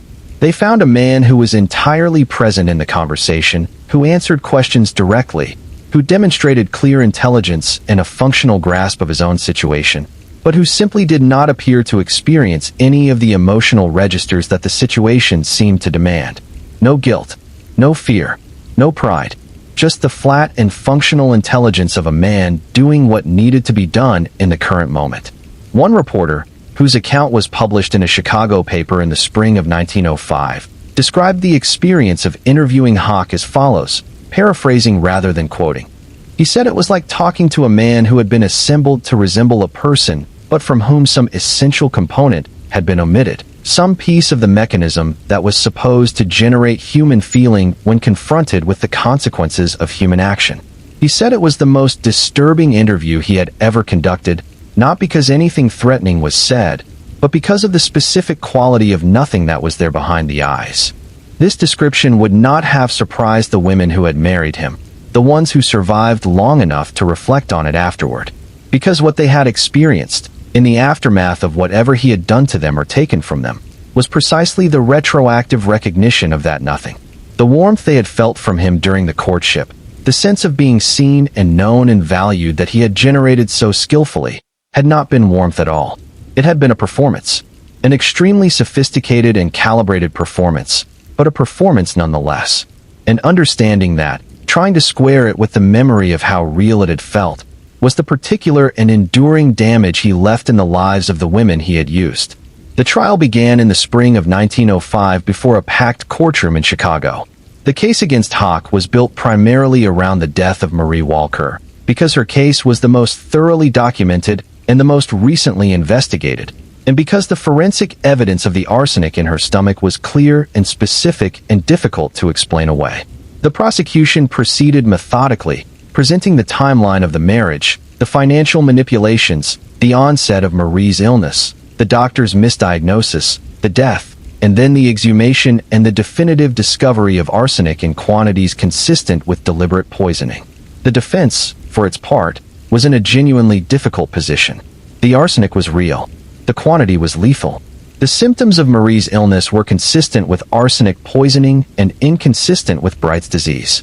The circumstantial pattern of Hawk's behavior, marrying quickly, extracting money, proposing to the sister within moments of the death, fleeing the city before the body was even examined, was not flattering. And the fountain pen arsenic, discovered in New York, was perhaps the most damaging piece of evidence of all, because it suggested not a one-time crime committed in a moment of passion or desperation, but a systematic and ongoing operation. A man who carried his tools with him because he expected to use them again. The defense tried to suggest that the arsenic could have entered Marie's body through other means. It tried to challenge the toxicological analysis and the chain of custody of the samples. It pointed to the earlier diagnosis of Bright's disease as an alternate explanation for her death. None of these arguments found significant purchase with the jury, which had the advantage of considering the full weight of the evidence rather than any single piece of it. The verdict, delivered on May 19, 1905, was guilty. When the foreman read the word, when that single syllable dropped into the silence of the packed courtroom, the reaction was not the explosion of cheering or weeping that popular accounts of dramatic trials often describe. It was, by most accounts, something more muted. A release of held breath. A collective exhale. The recognition that something had been correctly named, that the word guilty had been applied to a thing that was genuinely and thoroughly guilty, and that this was, for all its inadequacy in the face of what had been done to Marie Walker and to the others before her, better than the alternative. Hawk himself, when the verdict was read, showed what he always showed. Nothing. Or rather, nothing beyond the mild and faintly procedural attention of a man tracking the development of a situation that affected him but did not, apparently, distress him. He looked at the jury. He absorbed the verdict. He was led away. He continued, in subsequent days and weeks, to occupy his jail cell with the same equanimity that he had occupied every other space in his life. He appealed. The appeal was structured around technical and procedural grounds rather than any substantive claim of innocence. His legal team argued that certain evidence had been improperly admitted, that the jury instructions had been inadequate, that the trial had not proceeded with sufficient fairness in certain specific respects. These are the standard arguments of appeals in capital cases, and they are not without merit as a class of argument. Every person convicted of a crime deserves to have that conviction carefully reviewed for procedural correctness. This is not a courtesy. It is a foundation of a just legal system. But the Illinois Supreme Court, reviewing the case with the full weight of its appellate function, did not find the appeal persuasive. The conviction was upheld. The death sentence stood. Now, here is where a woman enters this story whose role is worth examining. Her name was Cora Wilson, and she is not a victim of Johan Hawk in any of the ways that the women before her were victims. She was not widowed and lonely and targeted through a matrimonial advertisement. She was apparently a woman of independent resources and decided opinions, a woman who had become, through some process that the historical record does not fully illuminate, convinced that Johan Hawk had been treated unjustly by the legal system and deserved either acquittal or at minimum a more rigorous defense. She funded his appeals.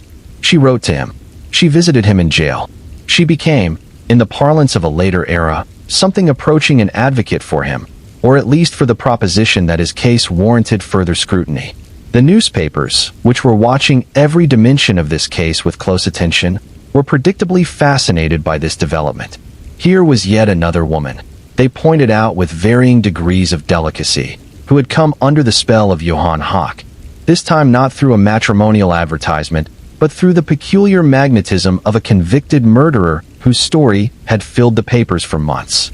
Whether Cora Wilson was operating from genuine belief in his innocence or from something else, something more complicated and less easily categorized, nobody could be certain.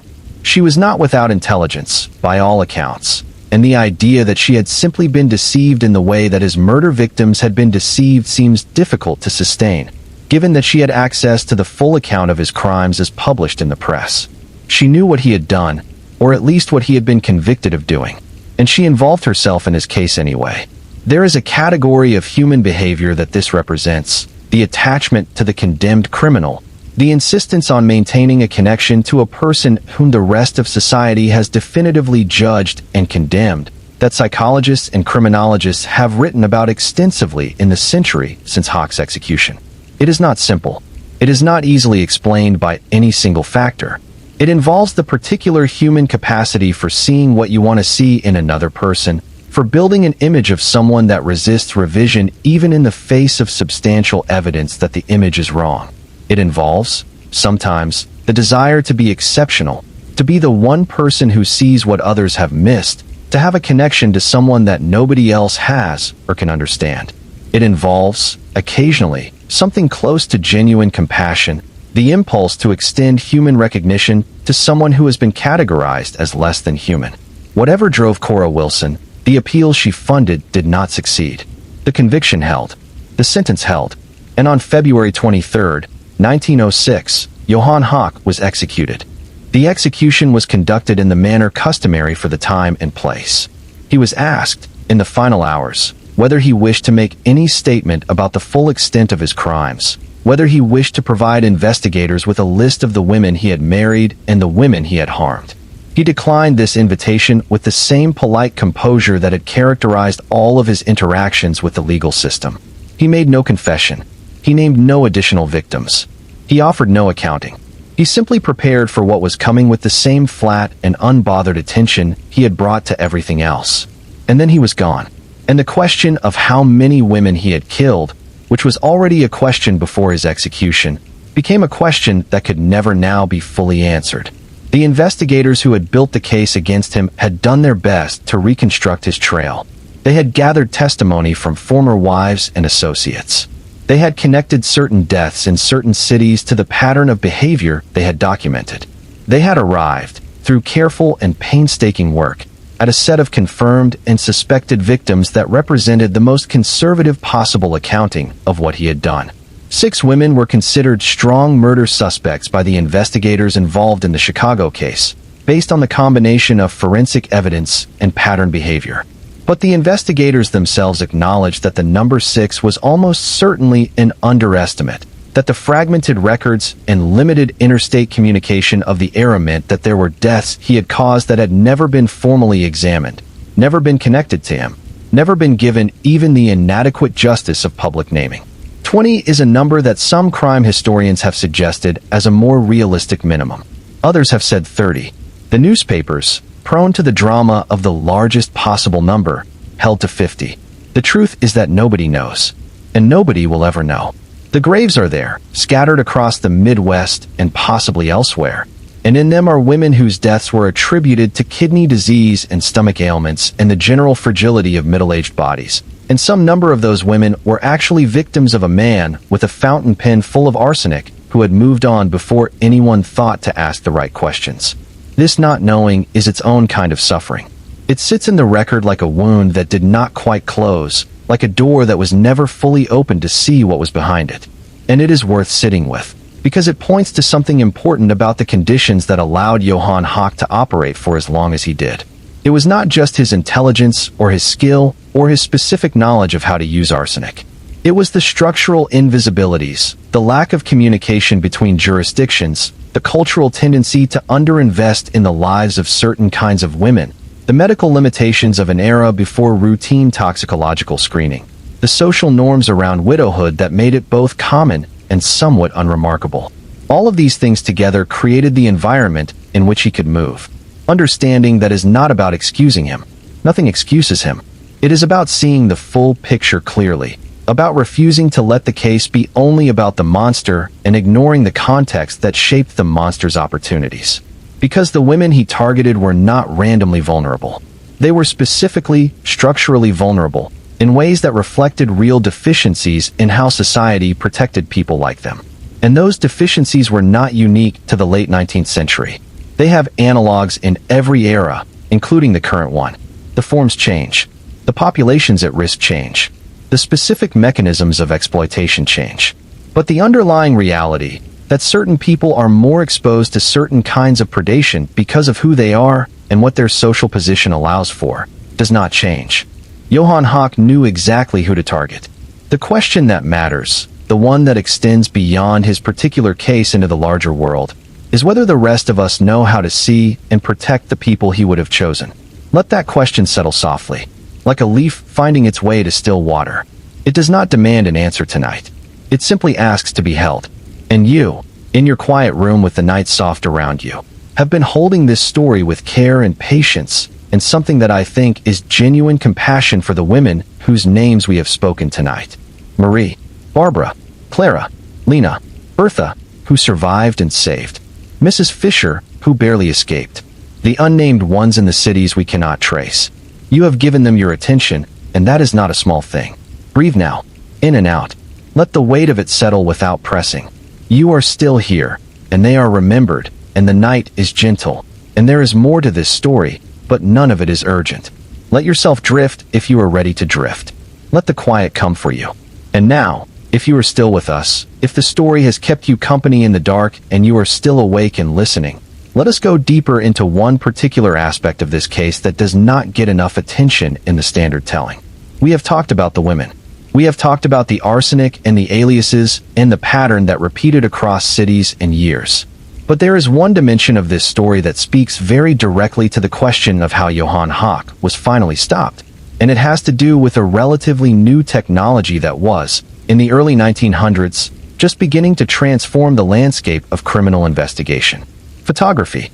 The circulation of Johan Hawk's photograph in January and February of 1905, after the Chicago police issued the bulletin that led to his identification and arrest in New York, was one of the earliest high-profile examples of what we now think of as the wanted poster in its modern form. The systematic distribution of a criminal's physical likeness across a wide geographic area in the expectation that someone, somewhere, would recognize it and report to authorities.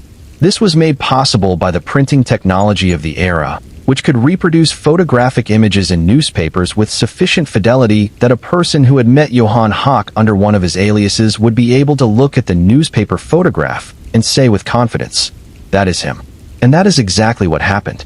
The boarding house owner in New York City where Hawk had been arrested did not know his real name. She had known him only as Henry Bartels, the warm and attentive gentleman who had proposed to her within 24 hours of walking through her door.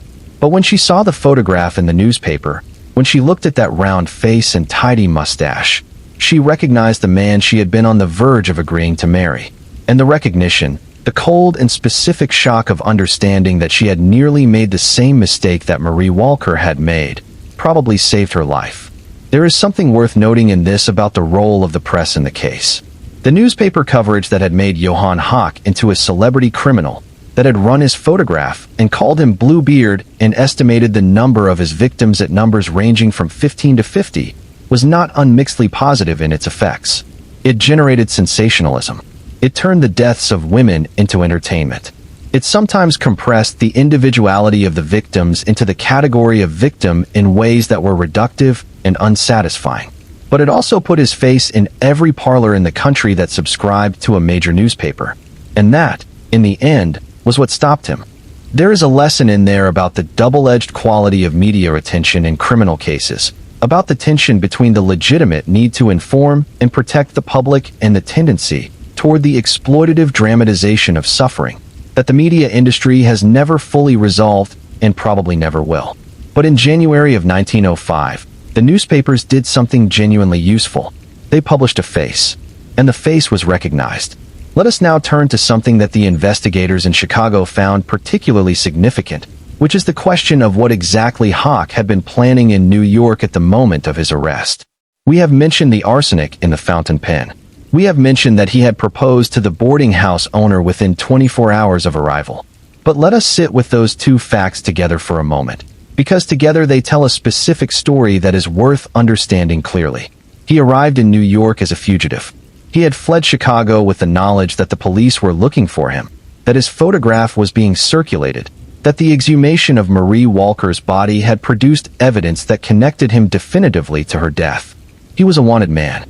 Any rational fugitive, any person primarily concerned with their own safety, would have gone deep, would have found the most anonymous possible existence, avoided any contact that could lead to identification, survived on the minimum possible interaction with other people until it became safe to move again.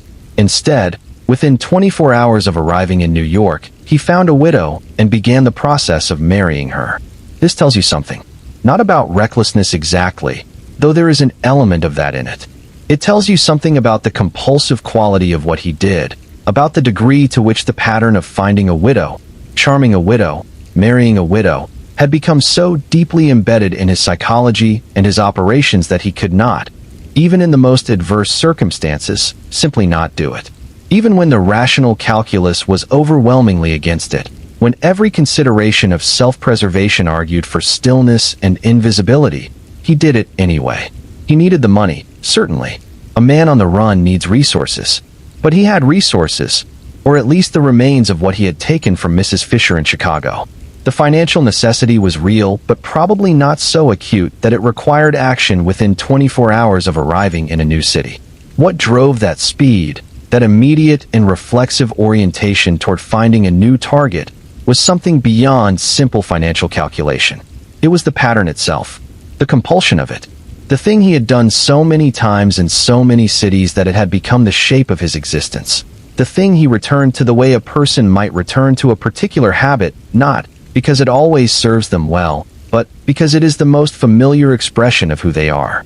This quality of behavioral compulsion is something that investigators and psychologists who study serial offenders have written about extensively.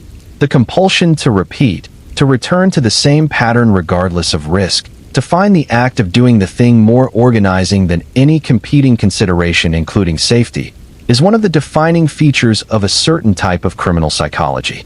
It is part of what makes serial offenders catchable, in the end, because the pattern is both necessary and revealing. They cannot stop doing the thing. And the thing, repeated, creates a trail. Hawk created a trail. And the trail led the New York police directly to him, to the boarding house, to the widow he was already charming, to the fountain pen with its cargo of arsenic waiting for the moment it would be needed. When he was arrested, when the handcuffs were on him and the officers were searching his belongings and the landlady was standing at the edge of the room, with the specific quality of horror that comes from understanding what you have narrowly escaped, Johan Hawk's first concern appears to have been managing the situation. He was calm. He was cooperative. He answered the officers' questions in a manner that was neither aggressive nor excessively forthcoming. The careful, measured cooperation of a man who understood that the next hours would determine how this unfolded and who had decided that composure was his most useful tool. When they found the arsenic in the pen, he offered explanations. They tried tooth powder first, which the officers did not believe for a moment. Then they tried suicide, the claim that he had been contemplating ending his own life and had carried the arsenic for that purpose. This explanation had a certain surface plausibility, a certain sad logic, the fugitive who knows he is cornered and has been carrying an escape route with him. But the quantity, 58 grains, was hard to square with this narrative. A man contemplating self-poisoning does not need 58 grains. 7.5 grains would have been sufficient for that purpose, as the death of Marie Walker had demonstrated. 58 grains was a supply. It was a reserve. It was the working inventory of someone who expected to continue doing the thing that required arsenic, not once more, but multiple times more, across an undetermined future of marriages and extractions and convenient illnesses that the local doctor would call kidney disease. When the store that Hawk claimed to have purchased the arsenic from denied having sold it to him, the last of his alternative explanations collapsed. The arsenic was what it looked like.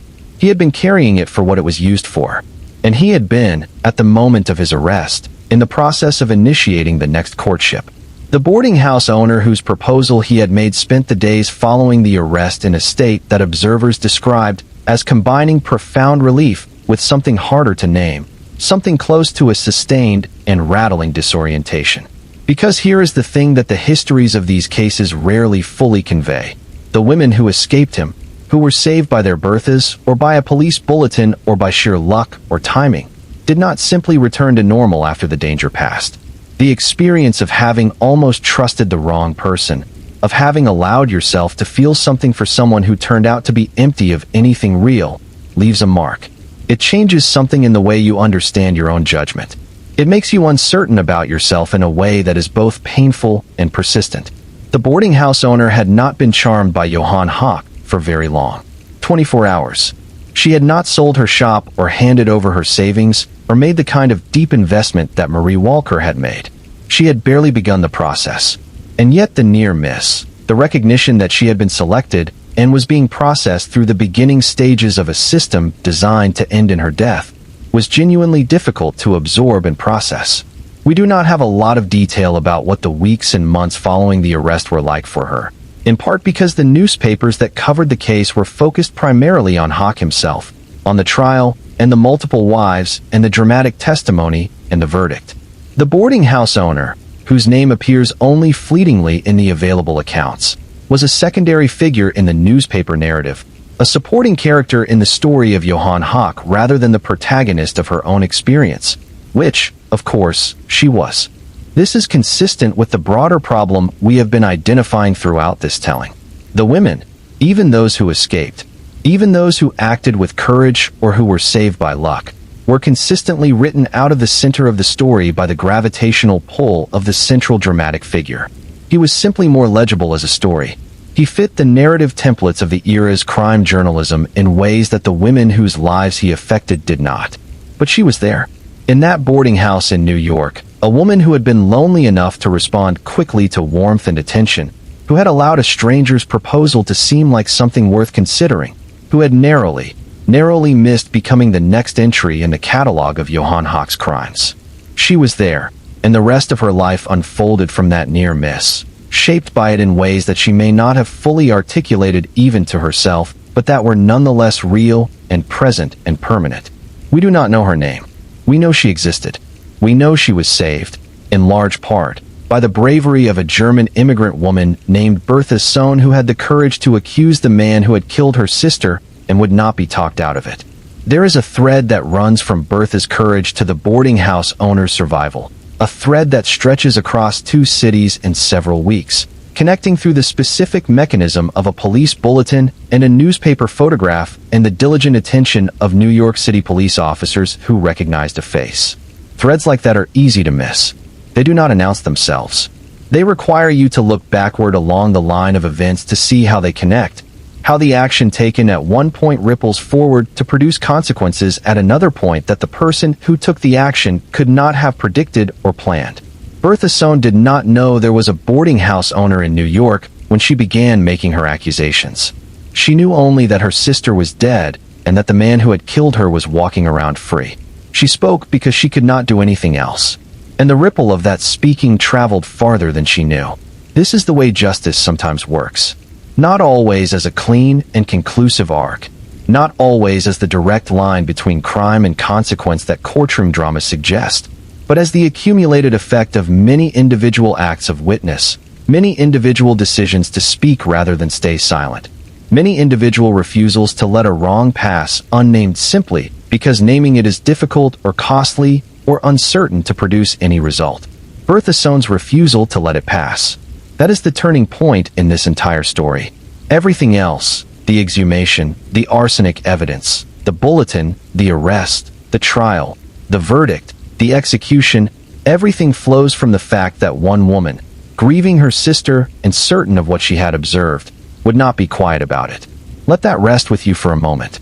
In the dark, in the quiet, in the private space of your own thinking, the woman who would not be quiet, who perhaps could not be quiet, because the alternative, silence in the face of something that wrong, was not a thing she was capable of choosing. Bertha Sohn. Remember her name. You can close your eyes now if you want to.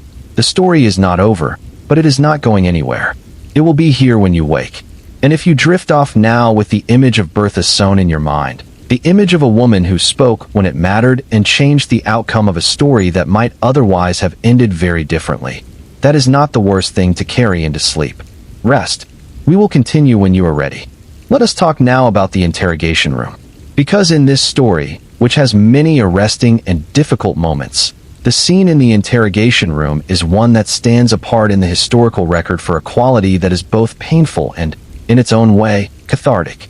It happened in Chicago after Hawk was extradited from New York, after he had been formally charged, after the apparatus of the legal process had been set in motion.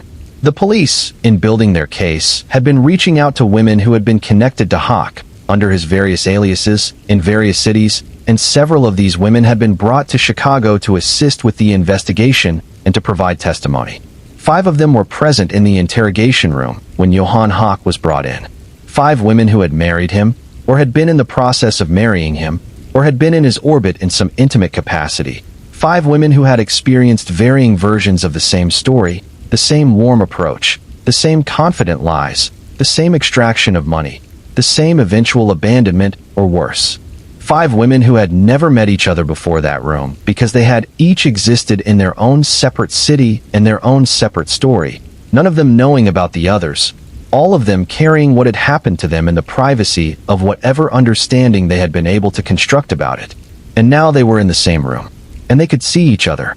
The accounts of what happened in that room describe a scene of considerable emotional intensity. These were not women who had been invited to some kind of official victim support gathering. They were there primarily to make formal identification, to confirm that this was the man they had known as John Schmidt or Henry Bartels or Jacob Huff or whatever name he had used with each of them. The official purpose was procedural, but the human reality of the situation was anything but. When you put 5 women in a room together who have lived through the same experience, albeit in their own individual forms of it, something happens. The private shame, the private self-questioning, the sense of having been uniquely foolish or uniquely unlucky that each of them had probably been carrying alone, begins to dissolve. Because if 5 women were deceived by the same man, the problem is not the women. The problem is the man. The intelligence of the deception is not an indictment of the intelligence of the deceived. It is an indictment of the deceiver. And seeing that truth reflected in 4 other faces, for other sets of eyes that carry the same specific knowledge, can be both devastating and clarifying. The women, according to contemporary accounts, were visibly distressed. Some wept. Some were angry. The anger, in particular, seems to have been the dominant emotional register for several of them. A hot and righteous anger that had nowhere adequate to go, but that the presence of the other women somehow validated and amplified. They had all been made fools of. They had all been robbed, whether of their money or their dignity or their belief in their own capacity to read a person accurately. And now they were in a room together, and they could see each other's faces, and they knew. When Hawk was brought in, the reaction was immediate. Several women began speaking at once. The officers present, by various accounts, had some difficulty managing the room. The women were not violent, but they were vociferous in a way that did not care much about procedural decorum. They wanted to be heard. They wanted him to hear them. They wanted, if nothing else, the experience of saying out loud to his face what he had done to them, what it had cost them, what the consequences of his particular calculations had been in their specific and individual lives. Hawk, brought into this room of grief and outrage, showed them what he always showed everyone: the equanimity, the mild composure, the eyes that were present in the room but not actually moved by it. He looked at these women with the same expression he had apparently worn throughout his interrogations and his jail interviews, the expression of a man tracking a situation that affected him practically but not emotionally. He acknowledged them. He did not deny knowing them. He did not rage or weep or make any outward show of the confrontation affecting him in the register of feeling. This, for some of the women, was perhaps the worst of it. Not his presence in the room, not even the confirmation of what they had suspected about him, but the confirmation that the warmth they had experienced from him, the attentiveness and the apparent feeling, had been entirely manufactured, and that the manufacturer was not even capable of being disturbed by the confrontation with its consequences. He was genuinely not there.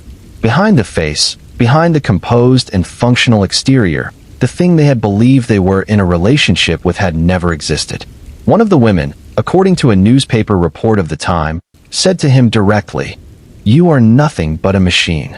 This may or may not be an exact quote. The newspaper accounts of the era were not always rigorous about distinguishing direct quotation from paraphrase or editorial interpretation. But whether or not those were her exact words, they capture something real about the experience of being in that room and looking at that face and understanding, with the full force of an irreversible clarity, that there had never been anything on the other side of the feelings you had had for him. A machine. It is a striking image and perhaps an imprecise one, since machines are neutral in a way that Johan Hawk was not. He had made choices. He had deliberately constructed the warmth and attention he used to attract these women. He had deliberately selected them and deliberately deceived them, and in at least one case, and probably more, had deliberately poisoned them. These are not the actions of a machine. They are the actions of a person who has fully and consciously chosen to treat other people as means rather than ends, who has arrived at a moral position of such thoroughgoing contempt for human life that the deaths of the people he lived with can be planned and executed with no more internal resistance than any other practical problem. But the woman who said it was not wrong about the specific quality of blankness she encountered, that blankness was real. Whatever the mechanism that produced it, whatever the combination of constitutional traits and developmental history and conscious choices that had assembled this particular human being in this particular form, the result was a person who could be in a room full of women whose lives he had damaged or ended and feel nothing, show nothing, give them nothing. Not remorse, not recognition, not even the satisfaction of visible guilt, which is at least an acknowledgement that the wrong done matters. Nothing. This is, in its way, a harder thing to process than the more recognizable expressions of cruelty. We have cultural templates for the monster who knows he is a monster, who gloats or rages or trembles. We do not have very good templates for the person who simply is not there in the way a person is supposed to be there. The emptiness is not dramatic. It does not give you anything to hold on to. It just is. And the women in that room had to hold on to it anyway. Had to take what they found in his face back out into their lives and integrate it into their understanding of what had happened to them. Had to explain it to themselves in some way that allowed them to go on. This is the work that survivors of intimate betrayal do, work that is rarely visible and rarely honored, and that takes, for many people, years. The work of reconstituting a sense of your own judgment when that judgment has been comprehensively violated by someone who had every interest in making it easier to violate. The work of separating the fact of having been deceived from the story that says being deceived means something is wrong with you. The work of living, after something like this, as a full and trusting person rather than someone who has learned that trust itself is dangerous. Some of them did this work. Some of them did not, or could not, or did it only partially. We do not have good records of the lives of these women after the trial. They disappear from the newspaper accounts, which had been about Johan Hawk all along rather than about them. They return to wherever they lived, and they carry with them what they carry, and the world moves forward without particular concern for what their days look like now. But we can sit with them for a moment here, in the way this kind of story allows you to do when you approach it slowly and with care.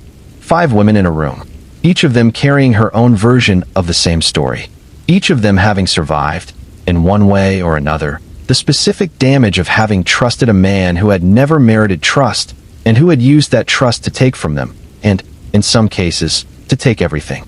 They survived. That is not nothing. They were in that room, and they were alive, and they were furious, and they were seen.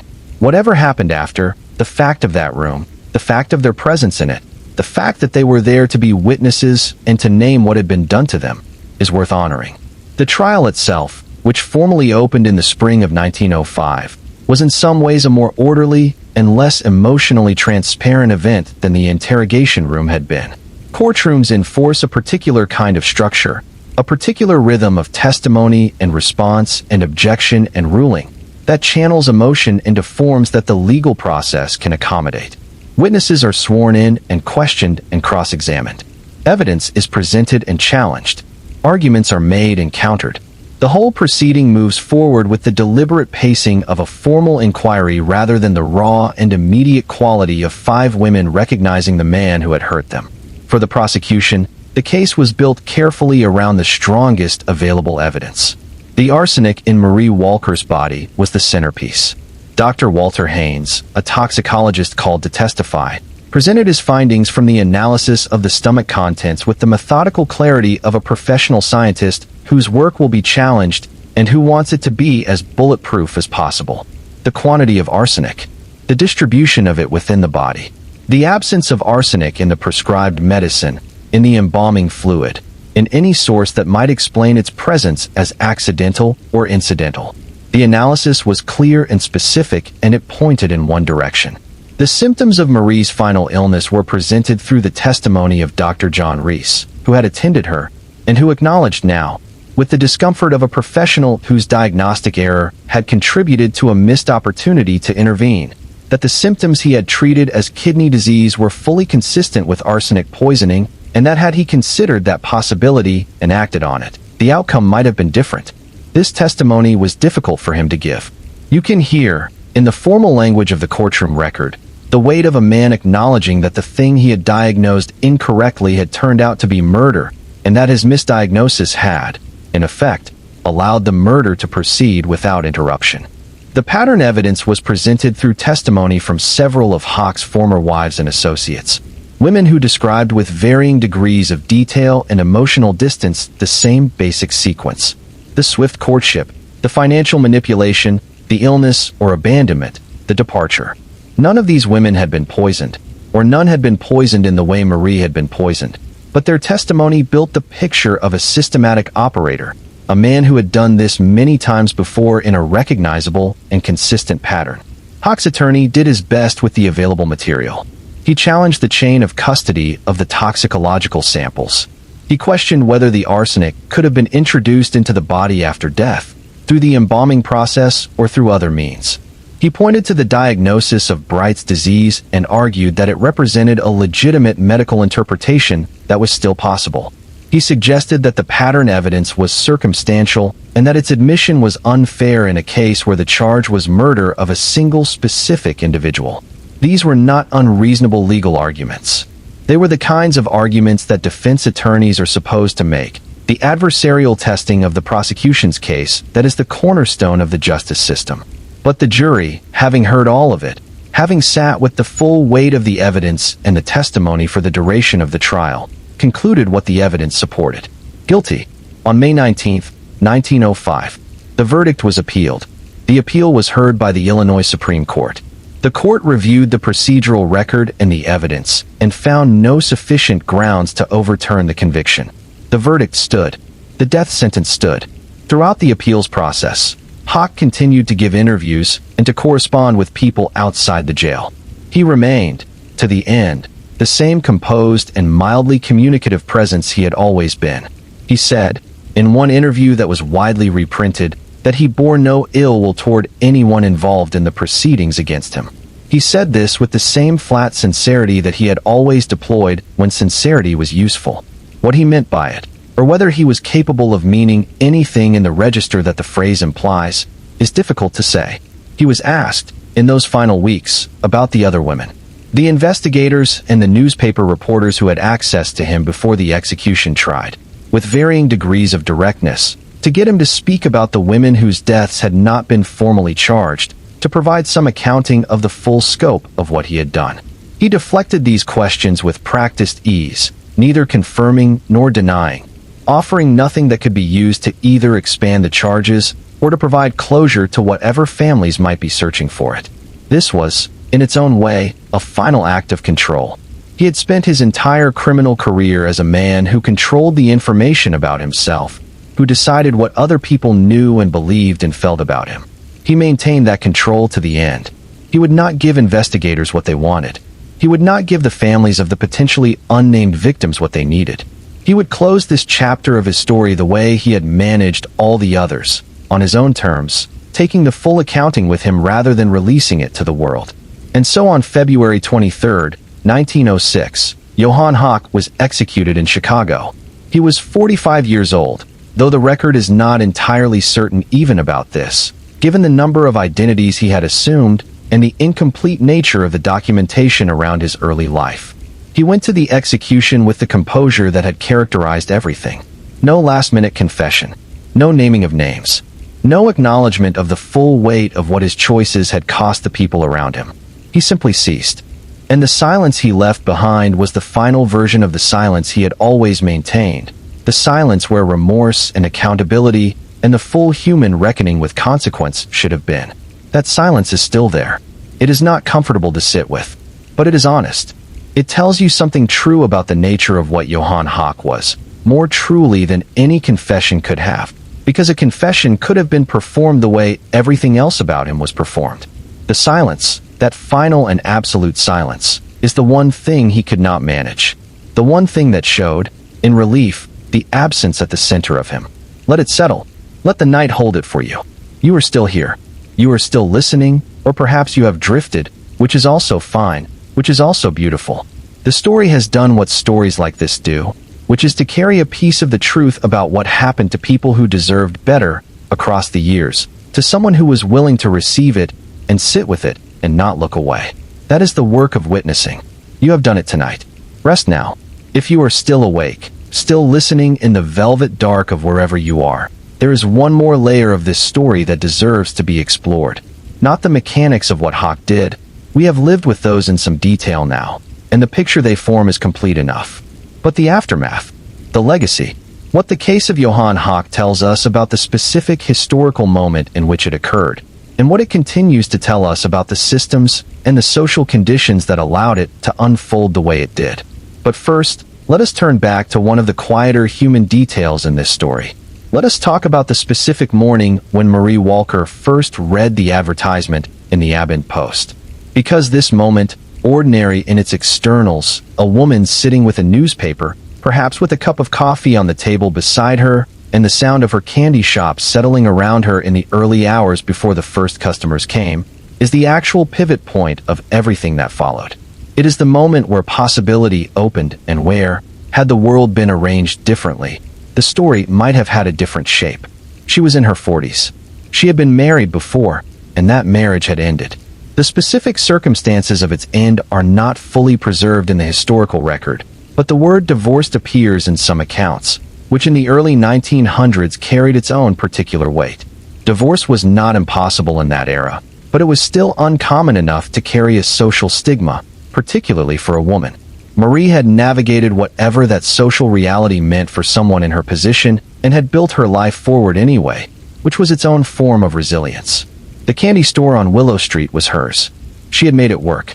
She knew her customers. She kept good hours. She had her sister Bertha nearby, and the small, dense world of community around her. The German immigrant neighborhood of Chicago in those years was a specific and warm and somewhat self-contained universe, and Marie was embedded in it in the ways that mattered. But she was alone at the center of her life in a way that the store and the community could not fully address. The particular aloneness that comes from not having someone to come home to, someone to tell the small frustrations of the day to, someone to sit quietly with in the evenings when the work was done. These are not dramatic needs. They are some of the most fundamental of human needs, so fundamental that their absence can be almost harder to name than their presence. Because when they are absent, you do not always have the language for what is missing, only the awareness of an absence that shapes the texture of your days. She read the advertisement. She considered it. She wrote a response. This decision, this simple act of writing a letter to an address given in a German-language newspaper advertisement, has been treated in some historical accounts as a kind of naivete, an error of judgment that a more sophisticated or cautious woman would not have made. This reading is wrong, and it is worth saying so clearly. Responding to a matrimonial advertisement in a community newspaper was not a naive act in the early 1900s. It was a perfectly reasonable and relatively common way to meet someone when you were an immigrant widow in a city where your social network was limited by language and community and the specific constraints of your daily life. It was the tool available. She used it. The naivete, if there was any, was not hers. The naivete, if we are going to put that word anywhere in this story, belongs to the broader social system that had not yet developed the mechanisms to protect people who were doing entirely reasonable things from the predators who had learned to exploit those reasonable things as access points. There was no background check. There was no centralized record of marriages that could be cross-referenced against his aliases. There was no database of suspicious deaths across multiple jurisdictions. There was no institutional memory that connected John Schmidt in Milwaukee to Henry Bartels in Cincinnati to Johan Hawk in Chicago. There was only the advertisement and the letter and the meeting and the decision, made in good faith, to trust. She trusted, and the trust was destroyed. And the destruction of it, and her death, and Bertha's grief, and the investigation, and the trial, and all of it flows from the fact that the systems that were supposed to make trust safe were not adequate to the threat that Johan Hawk represented. This is important to understand because it shifts the moral weight of the story to where it belongs. Not on Marie Walker for responding to an advertisement. Not on the women who married him and handed over their savings and believed his lies, because believing lies that are told with sufficient skill is not a character defect. It is a human condition. It is what happens when a person with the specific psychological construction of Johan Hawk, the total absence of genuine feeling combined with the complete capacity to simulate it, is given access to people who have the full human experience of real feeling and who therefore expect that expression of feeling in another person corresponds to feeling that is actually there. The moral weight belongs on him, and it belongs on the structures that made him possible. The structures of record-keeping that were too fragmented to connect his trail. The structures of medical practice that were too limited to reliably detect arsenic poisoning when it presented as kidney disease. The structures of social expectation that made the deaths of immigrant widows easy to attribute to natural causes without asking harder questions. The structures of gender and age and social position that made middle-aged immigrant women the specific kind of invisible that allowed their suffering to pass largely unremarked. All of these structures, he did not create them. They existed before him, and they continued to exist after him, though some of them were modified in response to his case. What he did was exploit them with a thoroughness and a duration that made the exploitation visible in a way that ordinary exploitation often is not. The modifications that followed, the slow, gradual improvements in forensic chemistry and interstate communication and the basic procedures around suspicious deaths, were real, if partial and slow. The Hawk case and others like it contributed to the growing awareness, in medical and legal communities, that arsenic poisoning needed to be considered more routinely in unexplained deaths, that the symptoms of arsenic poisoning needed to be better understood by practicing physicians, that the chemical tests for arsenic needed to be more widely available and more routinely employed. These changes did not happen immediately or completely. They happened over decades, through the accumulated pressure of many cases and many advocates and many professional organizations arguing for better practices.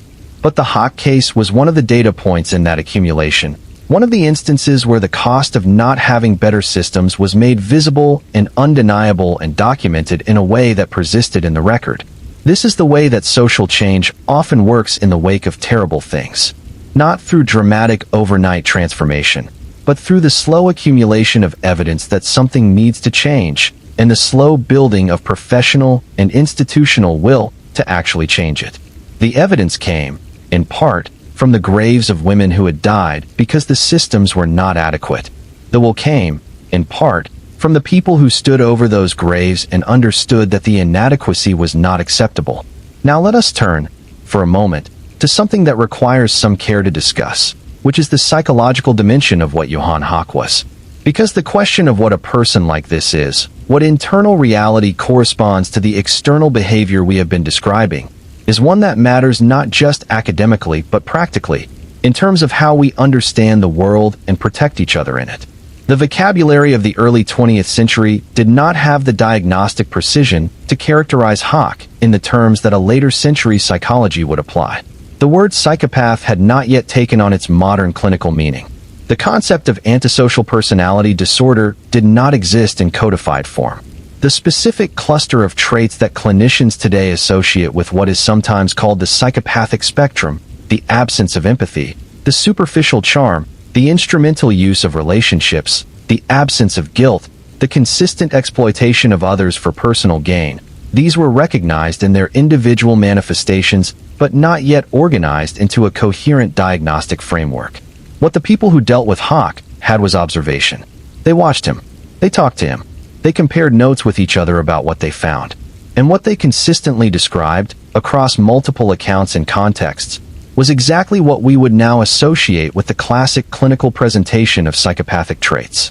The charm without warmth. The intelligence without conscience. The complete and apparently genuine absence of any internal register of guilt or remorse or the weight of consequence. This does not mean that Hawk could not have stopped himself. The legal and moral determination that he was responsible for his actions was correct. Whatever his psychological constitution, he made choices. He chose the women he chose. He placed the advertisements. He used the arsenic. He ran when the running was still possible. These are not the actions of someone who has lost their capacity for choice. They are the actions of someone who chose consistently and deliberately and with full awareness of what they were doing. The psychological framework matters not for the question of his responsibility, which is clear, but for the question of how people like him exist in the world and how they can be recognized and stopped before the count of victims grows as high as his did. Because if we understand the specific characteristics of predatory behavior, the particular combination of superficial warmth and strategic selection of vulnerable targets and systematic exploitation of trust, we become better equipped to see it when it appears. Not perfectly equipped, not immune to being deceived, but better equipped than we were without the understanding. And that is worth something. That is worth a great deal. There is a man in this story who did something important that also deserves recognition, and who does not appear often enough in the accounts of the case. This is George Shippy, the Chicago chief of police, who was at the center of the investigation in those early weeks of 1905. Shippy oversaw the decision to pursue the exhumation of Marie Walker's body, which was not an automatic or obvious choice in that era. Exhumation required official authorization and involved legal and logistical complexities that made it a step that many police departments of the time would have been reluctant to take on the basis of a grieving sister's accusation alone. Shippy authorized it. He took Bertha Sohn's accusations seriously in a professional culture that was not always inclined to take the accusations of immigrant women seriously. He moved quickly enough that the investigation got ahead of Hawk before Hawk had time to fully establish himself under his next alias and disappear again. Whether this was the result of particular moral clarity on Shippy's part, or simply the professional instinct of a good investigator who recognized the pattern for what it was, is difficult to say. But the decision was made and acted on, and the case was built, and the bulletin was issued, and Johan Hawk was stopped. Shippy, like Bertha, deserves his place in this story as someone whose actions at a critical moment determined how the story ended. Without the exhumation, without the arsenic evidence it produced, the case against Hawk would have been circumstantial to a degree that might not have sustained a capital conviction. Without the bulletin, Hawk might have established himself in New York with sufficient stability that his arrest would have been much more difficult or much more delayed. Without the quickness and the decisiveness of the investigation, more women might have died. These things matter. The people who did them matter. And they are part of the story of this case that the newspaper narratives, focused on the dramatic figure of the murderer himself, tended to compress. If you are still listening, if the night has stayed with you and the story has kept you company through its difficult parts and its quieter parts, I want you to know that you have done something genuine tonight by staying with it. You have let this story, these people, this specific moment in history matter to you. That kind of witness, the willingness to receive something difficult and sit with it without looking away, is not common. It is a form of honoring. And these people, Marie and Bertha, and the women whose names we do not know, deserve to be honored. Let yourself rest now. The story continues, but the night is getting deeper and the warm dark around you is doing what it does best, which is holding you gently and asking nothing of you. You have done the work tonight. Let sleep do the rest. There is a particular dimension of the Johan Hawk case that has not received as much attention as it deserves, and that is the question of what his victims understood or rather, what they were able to understand, given the limitations of what was knowable in that era about the mechanisms of intimate predation. Because understanding and the absence of understanding matter here in ways that go beyond the individual case and into questions about how we teach each other to protect ourselves, and about the limits of protection when a skilled enough predator is involved. Marie Walker, in those final weeks of her life, experiencing the symptoms that we now recognize as arsenic poisoning, but that she had been told to understand as kidney disease, did not know what was happening to her. This is not a small thing. The experience of dying, for most people, is partly organized by the explanatory framework you have access to. When you understand what is happening to your body, when the doctor has given you a name for it, and a treatment plan and a rough sense of how things might progress, you have, even in the worst circumstances, something to hold on to. The knowledge itself is a form of agency. You can make decisions based on it. You can say goodbye in an informed way. You can assign meaning to what is happening. Marie had none of this. She had a wrong diagnosis and the attendant confusion that comes from experiencing a body in serious distress, whose distress you cannot accurately interpret. She was thirsty in a way that nothing satisfied, and presumably the doctor's explanation for this did not fully account for why nothing satisfied it. She had pain that came in waves and nausea that offered no relief, and a burning sensation on her skin that was probably alarming and difficult to understand. She was experiencing, in other words, not just the physical suffering of being poisoned, but the cognitive and emotional disorientation of suffering that cannot be adequately explained. And throughout all of this, the man who had given her the arsenic was present in the house, was, by some accounts, attentive and concerned seeming, bringing her water that did not help, sitting with her during the difficult hours, performing the role of the worried husband with the same precision he had performed every other role. This adds a layer of cruelty that is difficult to fully process. She was being poisoned, and the person doing it was in the room with her, pretending to care about whether she lived. This proximity, this specific intimate cruelty of being poisoned by someone whose presence you associate with safety and care, is what made arsenic poisoning such an effective tool for domestic murder in that era and before it. The trust that domestic life requires, the vulnerability of being sick in your own home and needing someone to bring you things, the difficulty of imagining that the person who shares your bed and your table and your daily life is also the source of the thing that is killing you. These things are not weaknesses. They are the features of a functional relationship. They become vulnerabilities only when someone deliberately exploits them. Johan Hawk exploited them with full knowledge of what he was doing. There is a phrase that appears in the criminological literature about cases like this, the phrase of the trusted intimate, and it captures something important about the specific nature of this kind of crime. Stranger violence, which occupies a much larger portion of our cultural imagination around danger, is a recognizable and external threat. We have frameworks for it. We know what it looks like in outline. We teach children to be wary of strangers. We have protocols for locking doors and walking with awareness in unfamiliar areas. The threat of the trusted intimate is fundamentally different because the protection against it requires abandoning the very trust that makes intimate life possible. And no society and no individual can sustain a permanent defensive posture against the people they live with. The cost of that would be the complete dissolution of the intimacy that makes human life worth living. So the women who trusted Johan Hawk were not wrong to trust. They were responding normally to someone who was presenting himself as trustworthy. The failure was not theirs. And this is a truth that the society of their time was not fully equipped to articulate or act on, partly because the psychology and criminology of intimate predation was not yet developed, and partly because the dominant cultural narratives of that era tended to place significant responsibility on women for the things that happened to them in domestic contexts, as if the quality of their judgment in choosing men was what determined their safety rather than the honesty of the men they chose. This tendency to place responsibility on victims rather than perpetrators is something that has been identified and challenged in the century since Hawk's case, though not as thoroughly as it needs to be challenged, and not with complete consistency. We still find it easier, in the face of intimate predation, to ask what the victim might have done differently than to ask what systems failed to protect them or what characteristics in the perpetrator allowed the predation to occur.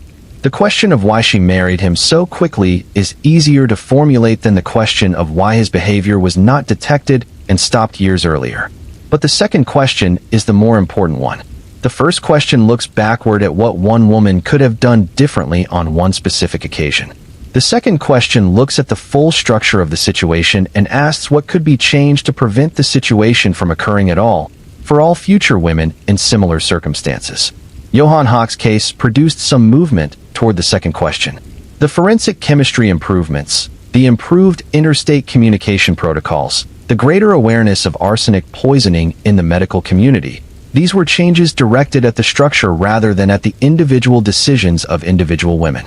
They were changes that acknowledged, at some institutional level, that the problem was not the women's judgment, but the inadequacy of the systems meant to protect them. There is also something worth saying about the role of the German-language press in this story, the specific role of the Abendpost, because it is somewhat complicated.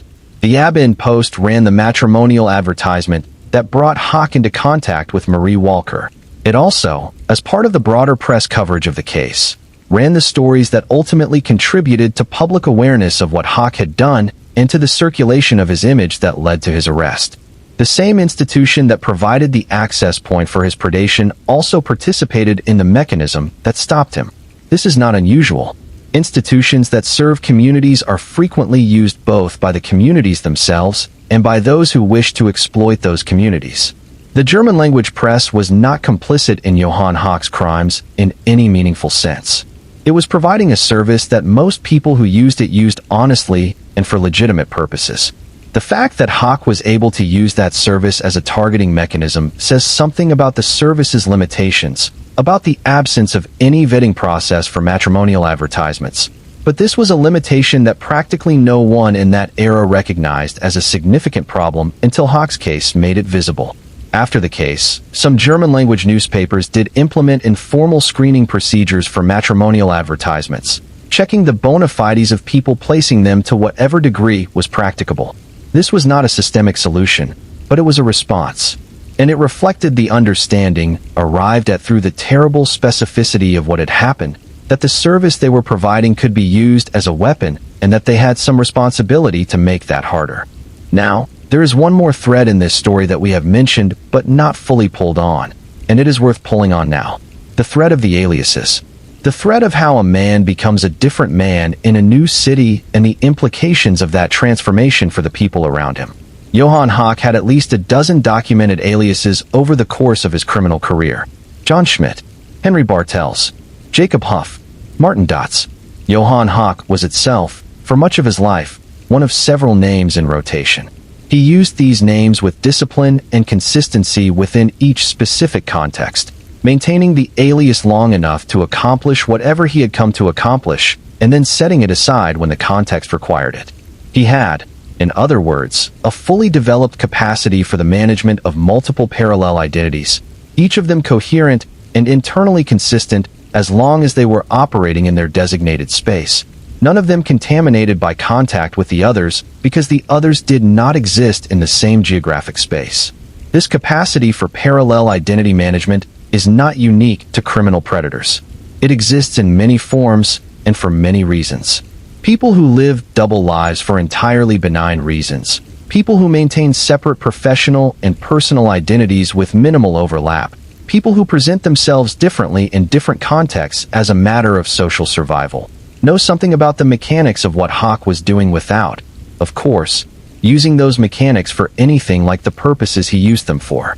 The fundamental technique of maintaining separate presentations for separate audiences is part of the normal repertoire of social behavior.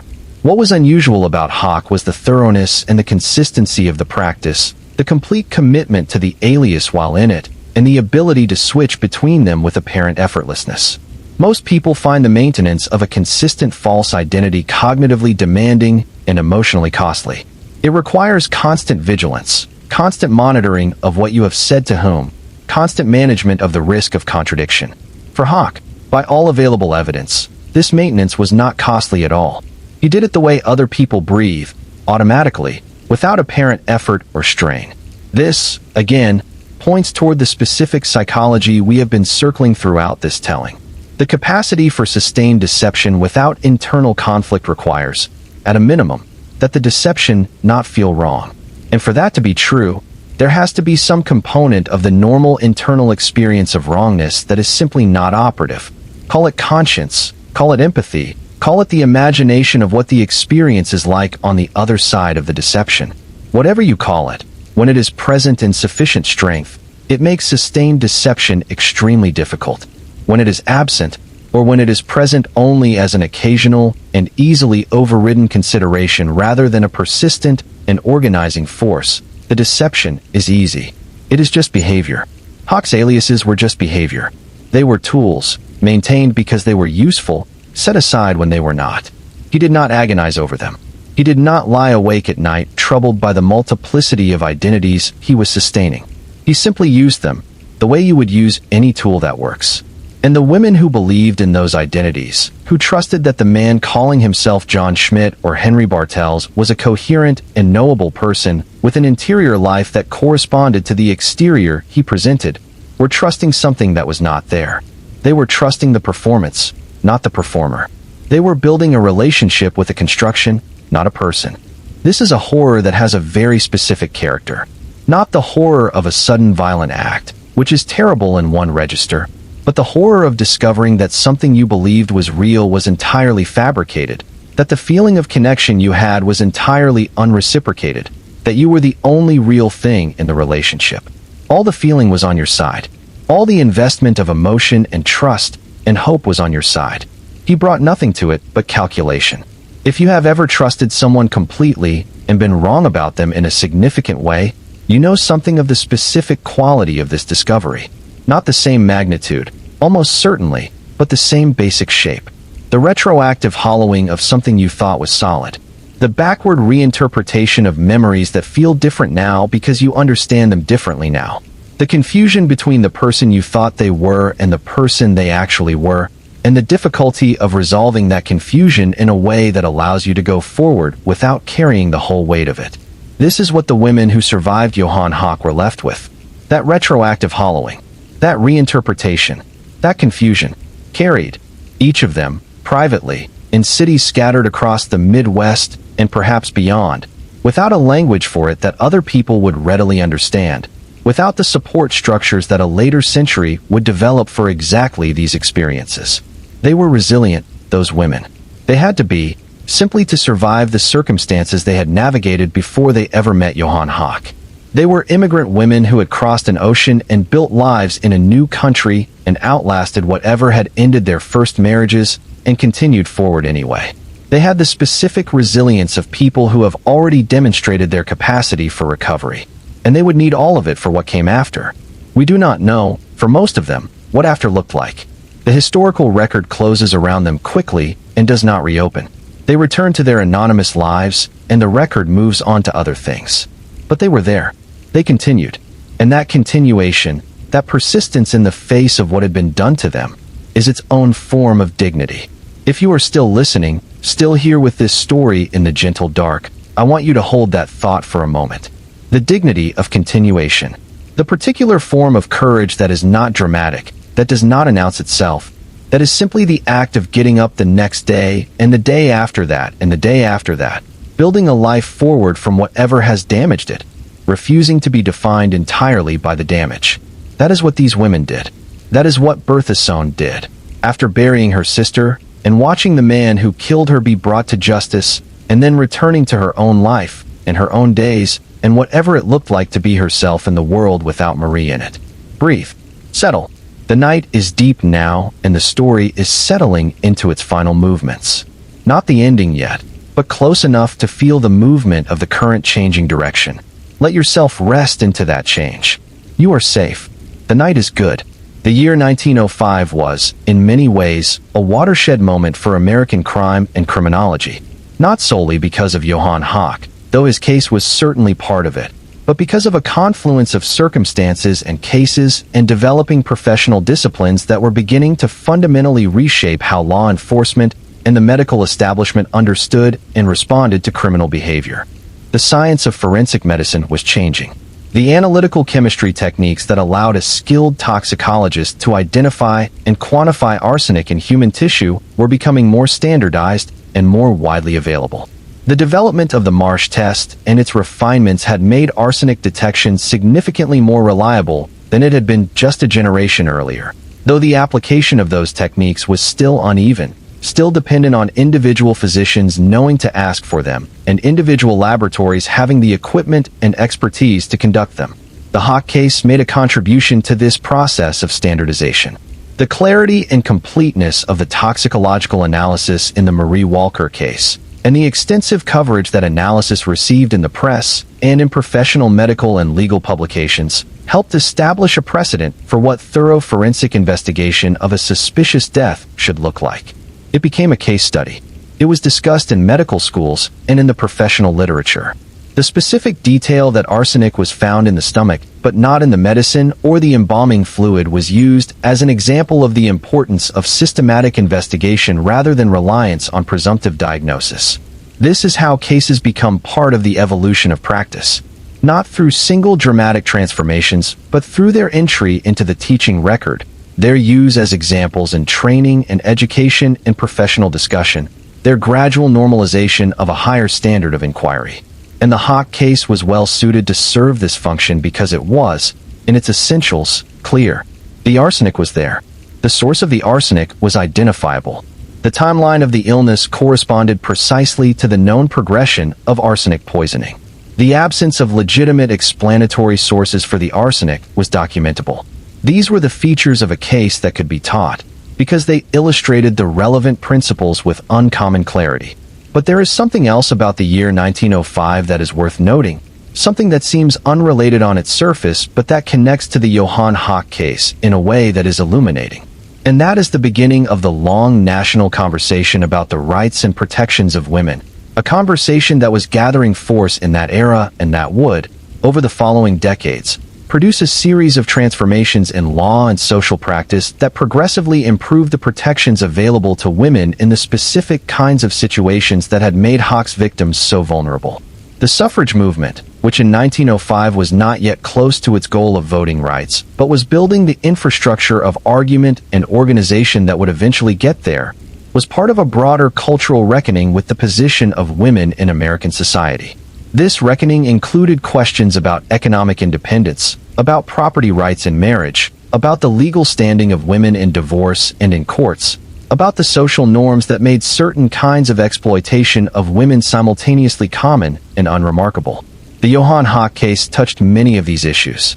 It made visible, in a very specific and concrete way, the economic vulnerability of widowed women, the way that their need for security and their limited access to financial systems on their own terms made them attractive targets for exactly the kind of scheme Hawk had run.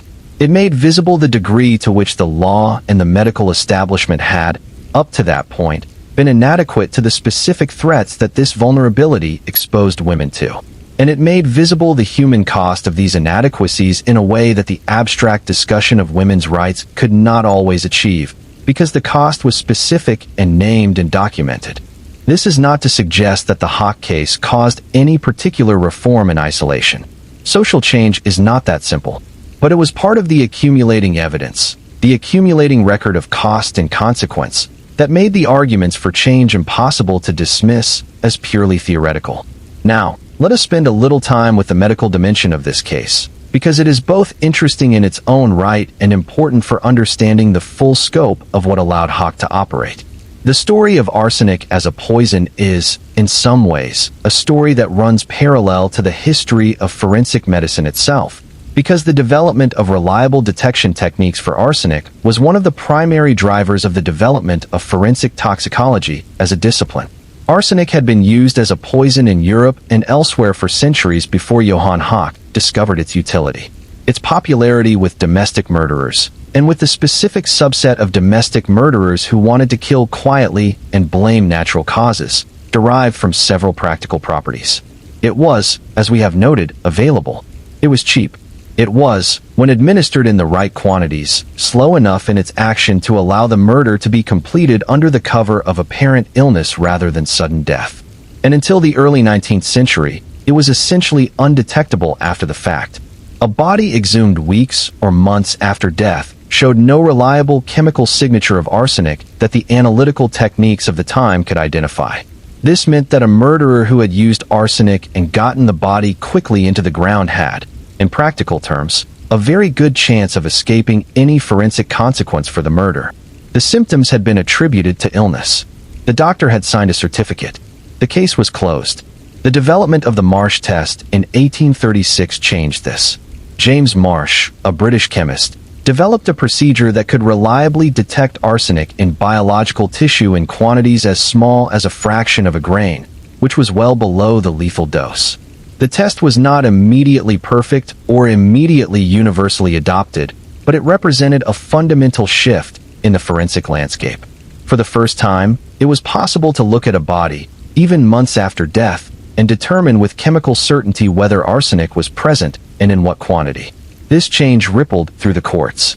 In the decades following the development of the Marsh test, there were a series of high-profile trials in England and America in which the test was used as the centerpiece of the prosecution's case, in which bodies were exhumed and tested, and the presence of arsenic was used as the basis for murder convictions. These cases helped establish the precedent and the procedure. They trained judges and juries and attorneys in the nature and reliability of forensic toxicological evidence. They normalized the idea that chemistry could speak where other evidence was silent. By the time Johan Hawk poisoned Marie Walker, the Marsh test and its successors had been in use for nearly 70 years. The technique was well established in principle. The problem, in the Walker case as in many cases before it, was not the availability of the test but the decision to employ it. Because the test can only tell you what is there if someone decides to look. And someone will only decide to look if someone has reason to suspect that there is something to find. Marie Walker's doctor did not suspect arsenic. He diagnosed kidney disease and treated kidney disease and did not consider, as he was leaving the sick room, that what he had just observed might be something else entirely. This was not negligence in any simple sense. It was the result of a diagnostic framework that did not include arsenic poisoning as a routine possibility in a case presenting with these symptoms in this context. Married woman, recent marriage, domestic setting, German immigrant community. Nothing in the surface features of the situation that announced itself as suspicious in the way that might trigger a more searching investigation. Bertha's accusations changed that. They introduced, for the first time in this particular case, the possibility that the illness had not been natural. And that possibility, once introduced, created the warrant for the exhumation and the testing that ultimately produced the evidence the case was built on. This is why the case makes Bertha so central. She was not just the person who spoke when others stayed silent. She was the person who introduced the possibility of a different interpretation. She said, "This might not be what it looks like." She said, "Look again." And the look that followed found what she had been saying was there. In the language of investigation, she was the source of the investigative hypothesis that led to the evidence. Without the hypothesis, the evidence would never have been sought. The Marsh test would never have been applied. The arsenic would have remained in the body undiscovered, and Marie Walker's death certificate would have continued to read kidney disease, and Johan Hawk would have moved on to the next city with the fountain pen full of arsenic and the warm German accent and the confident lies about property and money and a wealthy father in the old country. This is worth sitting with.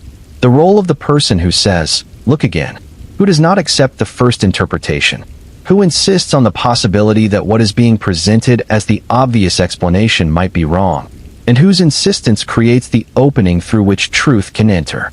These people, in this story and in many others, are essential.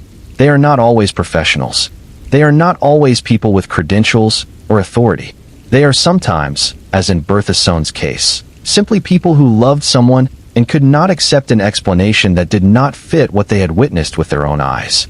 But their willingness to say "look again" at cost to themselves, against the current of official interpretation and social pressure toward accepting the convenient explanation, is one of the most important things any person can do in the face of wrongdoing. Let us stay with Bertha for another moment. She lost her sister. She had to watch Marie deteriorate over weeks, knowing that something was wrong in a way she could not fully articulate, unable to stop it, unable to name it precisely enough to force the action that might have saved her. She had to sit with the grief of that, the particular grief of loss that had been preventable, that had been caused rather than simply happened, and the additional difficulty of knowing it and not yet being believed. When Marie died, Bertha had to make a choice.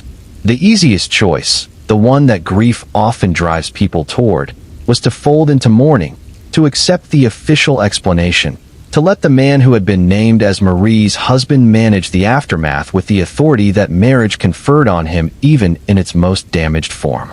This was the path of least resistance. It would have been understood by everyone around her. It would not have required her to do anything difficult or costly or uncertain of result. She did not take it. She chose the harder path. She spoke. She accused. She insisted.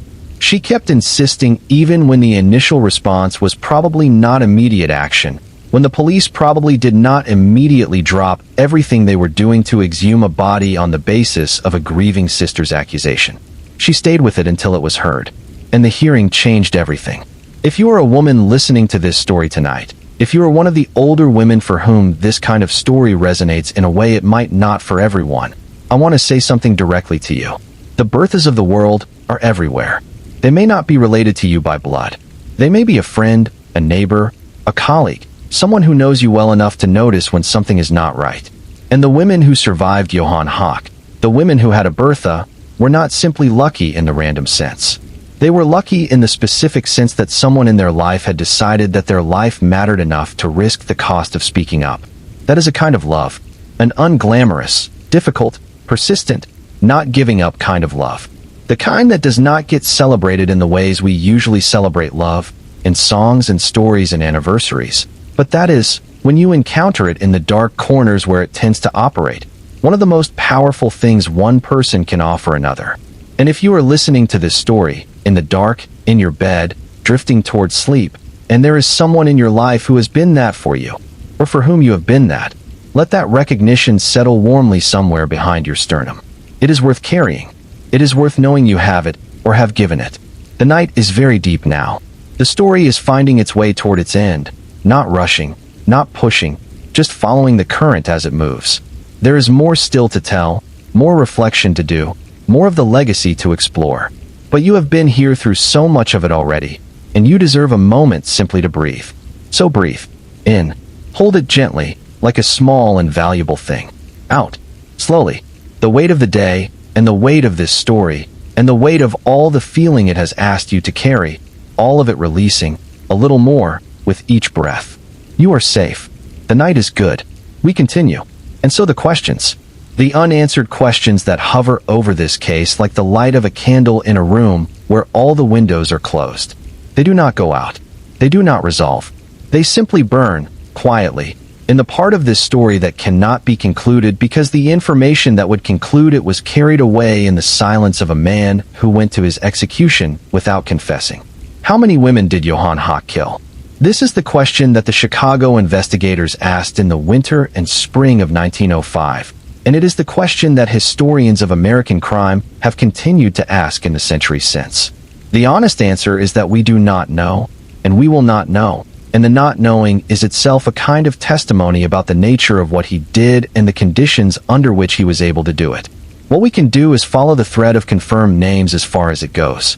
The investigators in Chicago, working through the testimony of former wives and associates, and through their own cross-referencing of records in multiple cities, established a list of women who were confirmed or strongly suspected to have been his victims in the murder sense rather than simply the fraud sense.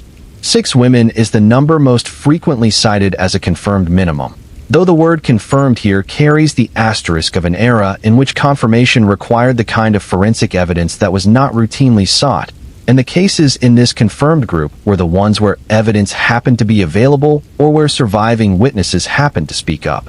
Marie Walker is at the top of this list. Her case is the most thoroughly documented, the most forensically clear, the one around which the prosecution was built and the conviction obtained. She is the woman whose death we know most about because her death was the one that finally broke the pattern open. But she was not, by any reasonable assessment, the first. Before her there is the name Anna Gork. She appears in the reconstructed timeline of Hawk's activities as a woman who married him or a man presenting himself as him, in circumstances that followed the familiar pattern. The specific details of her case are fragmentary, preserved in the kind of partial record that reflects how thoroughly the lives of immigrant women of her era could pass through the world without generating durable documentation. She was married. She became ill. She died. The illness was attributed to natural causes at the time. The natural cause attribution was almost certainly wrong. There is Mary Becker. There is Anna Hendrickson. These names appear in the investigative record that the Chicago police assembled during the weeks and months following Hawk's arrest. Names gathered from the testimony of people who had known him under various aliases in various cities and who, when they heard the description of what he had done in Chicago, recognized the pattern from their own experience of him. The investigators were collecting these names not for purposes of additional prosecution, since Hawk had already been convicted and sentenced on the Walker charge, but because they understood that the full accounting of his crimes was important in its own right. Important for the historical record. Important for the families of the named women. Important as a measure of the scope of what had been allowed to happen through a combination of his skill and the system's inadequacy. Caroline Stryker. She is mentioned in several accounts of the case as a woman who had a particularly tragic encounter with Hawk. The specific details of what happened to her are not fully recoverable from the available historical record, but she appears in the list of suspected victims with enough regularity across different sources to suggest that she was, in the estimation of the investigators, one of the women whose death was not natural. And then there are the names from Germany. Before he came to America, before he reinvented himself as the man who would move through the immigrant communities of the Midwest with arsenic in his fountain pen, he had a life in Strasbourg. He had a family, a minister father, brothers who chose the path he abandoned. And he had, according to some accounts, relationships in Germany that followed patterns consistent with what he would do in America, marriages or near marriages that ended in ways that, had they been examined in the light of what was later known about him, might have raised questions. These German connections are almost impossible to investigate from a distance of more than a century. The records, whatever they may have been, are largely inaccessible. And the investigators who built the Chicago case were not in a position to pursue international inquiries in the detail that would have been necessary to establish anything definitive. So the German chapter remains open, a question mark at the beginning of a story that already has too many question marks. The number 50, the number the newspapers settled on as their estimate of his total marriages, is almost certainly an exaggeration. The newspapers of the era were not above inflating a number if the inflated version made a better headline. And 50 is a dramatically larger and more appalling number than 15 or 20, and it served the narrative of the monster that the papers had constructed around Hawk. But 15 or 20, the more conservative estimates that serious investigators put forward, are still staggering numbers when you hold them alongside the awareness that each of those 15 or 20 was a real woman with a real life that was interrupted or destroyed by the same man running the same scheme. And the murder count, as distinct from the fraud and bigamy count, is probably somewhere between 6 and 20, with the lower end of that range being the number that can be supported by something approaching hard evidence, and the upper end being the number that professional investigators who were closest to the case believed was more accurate. This range, 6 to 20, represents a span of uncertainty that is itself a measure of the damage done by fragmented records and inadequate systems and the structural invisibility of the specific population he targeted. Now, there is one more character who deserves to appear in this telling before we move toward the final reflections. Not a victim, not a law enforcement figure, but someone who entered the story at its edge and who is a puzzle that this kind of case tends to generate. Her name was Cora Wilson, and she has been mentioned briefly but not yet fully considered. Cora Wilson was a woman of some means and apparently strong opinions who became involved in the Hawk case after his conviction, specifically in the effort to fund his appeals. She was not, by the accounts available, a naive woman. She had access to the full newspaper coverage of his case and crimes. She understood, at a factual level, what he had been convicted of and what he had been accused of beyond the conviction. And she became involved in his defense anyway, writing to him, visiting him in jail, providing financial support for the legal work that might have overturned the conviction. The question of why she did this is one that the newspaper reporters of the time found endlessly fascinating and that they answered, with varying degrees of generosity, in their coverage. The less generous interpretation suggested that she was simply another victim, that she had fallen under his spell through the medium of his jailhouse communications in the same way that the women who married him had fallen under his spell through personal contact, that his specific gift for making people feel chosen and seen operated as effectively through correspondence as it did in person.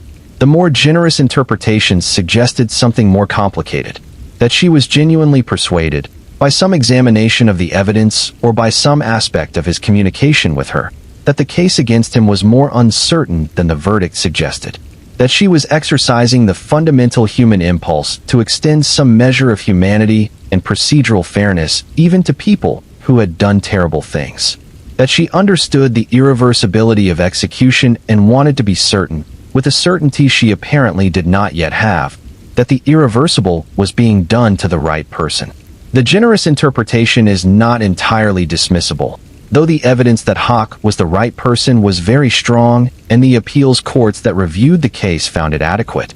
But the impulse it represents, the impulse toward caution in the face of permanent punishment, is a serious and defensible one, and the fact that it was operating in Cora Wilson's case in connection with a man who had almost certainly murdered multiple women does not automatically make it irrational.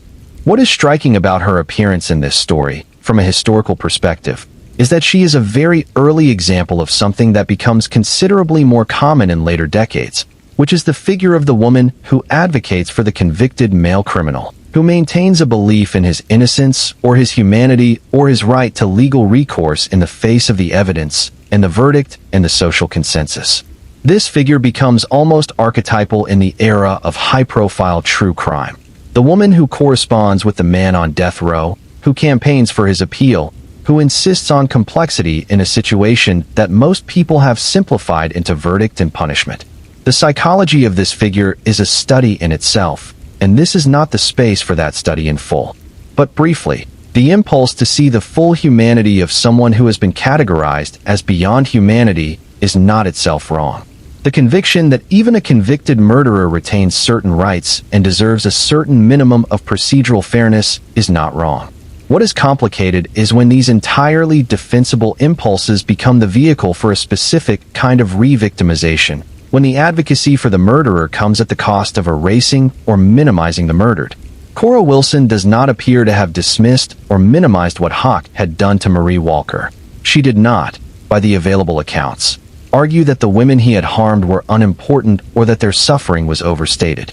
She simply argued, or acted on the argument, that the legal case deserved another look. Whether this represents an admirable commitment to procedural fairness or something more personal and more complicated, we cannot say.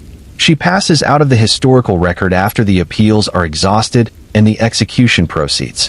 What we are left with, in this most peculiar corner of the story, is another unanswered question.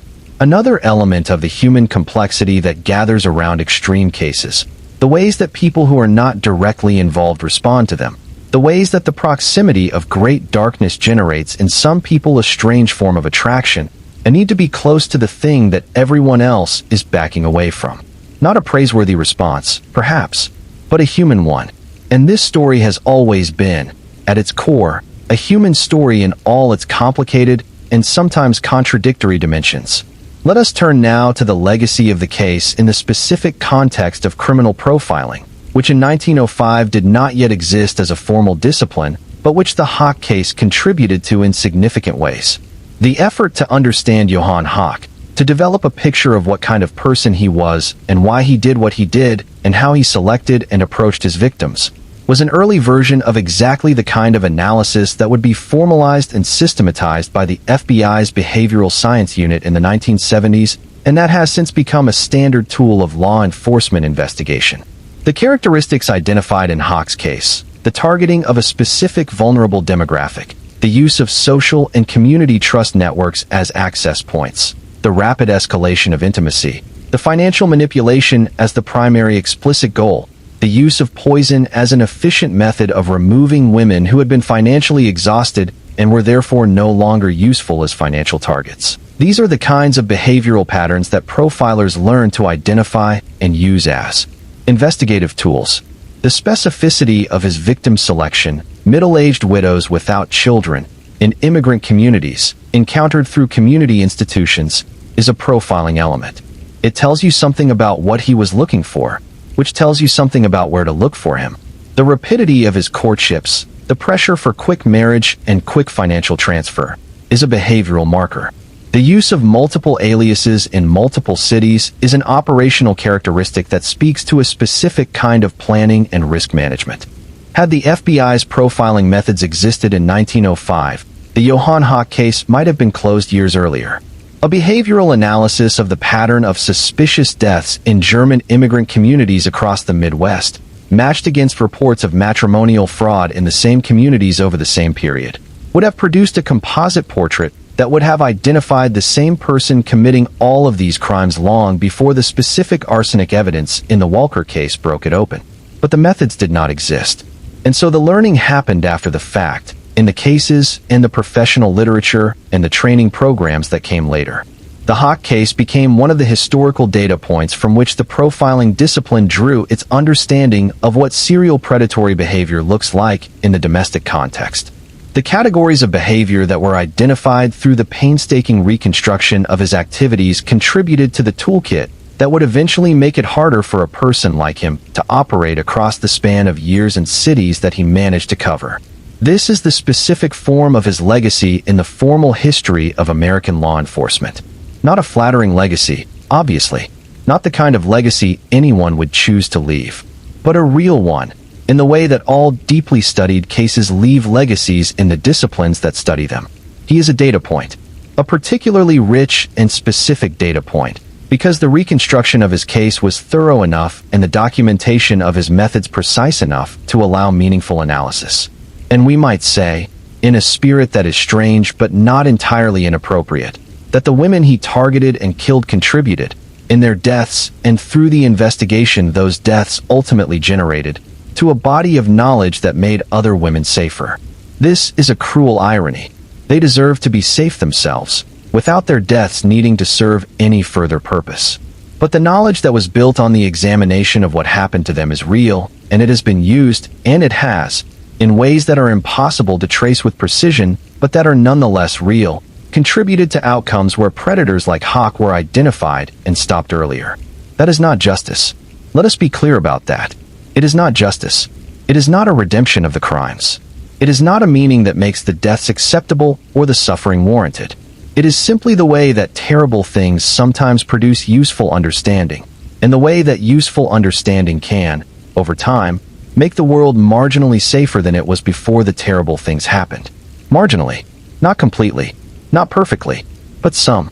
And some, in this context, is worth noting. If you are still listening, still here in the warm dark, thank you. I mean that in the plainest possible way. You have stayed with a story that required your patience and your emotional engagement and your willingness to sit with things that are difficult to sit with. And the fact that you have done that you have given these people, Marie and Bertha and the others, some portion of your attention and your care, is something. The night is very deep now. The kind of deep that makes the world outside feel far away and the world inside, the room around you and the breath in your chest, feel close and real and warm. Let yourself sink into that. Let the thinking and the feeling and the witnessing you have done tonight settle into the deeper parts of you. The parts that do not need to be examined or analyzed, but simply held. Rest. We are still here. The story has a little more, but the story will wait. There is a quality that long cases that extend over years and involve many victims and many investigations and eventually a trial and an execution, have in the memory of the communities they touch. They become stories, not in the diminishing sense, not in the sense that they are reduced to mere narrative and stripped of their weight, but in the sense that they enter the communal memory of a place and persist there, told and retold in different registers, in different contexts, carrying different emphases depending on who is telling them and to whom. Chicago remembered Johan Hawk. The German immigrant communities of the Midwest remembered him, or remembered the fact of him.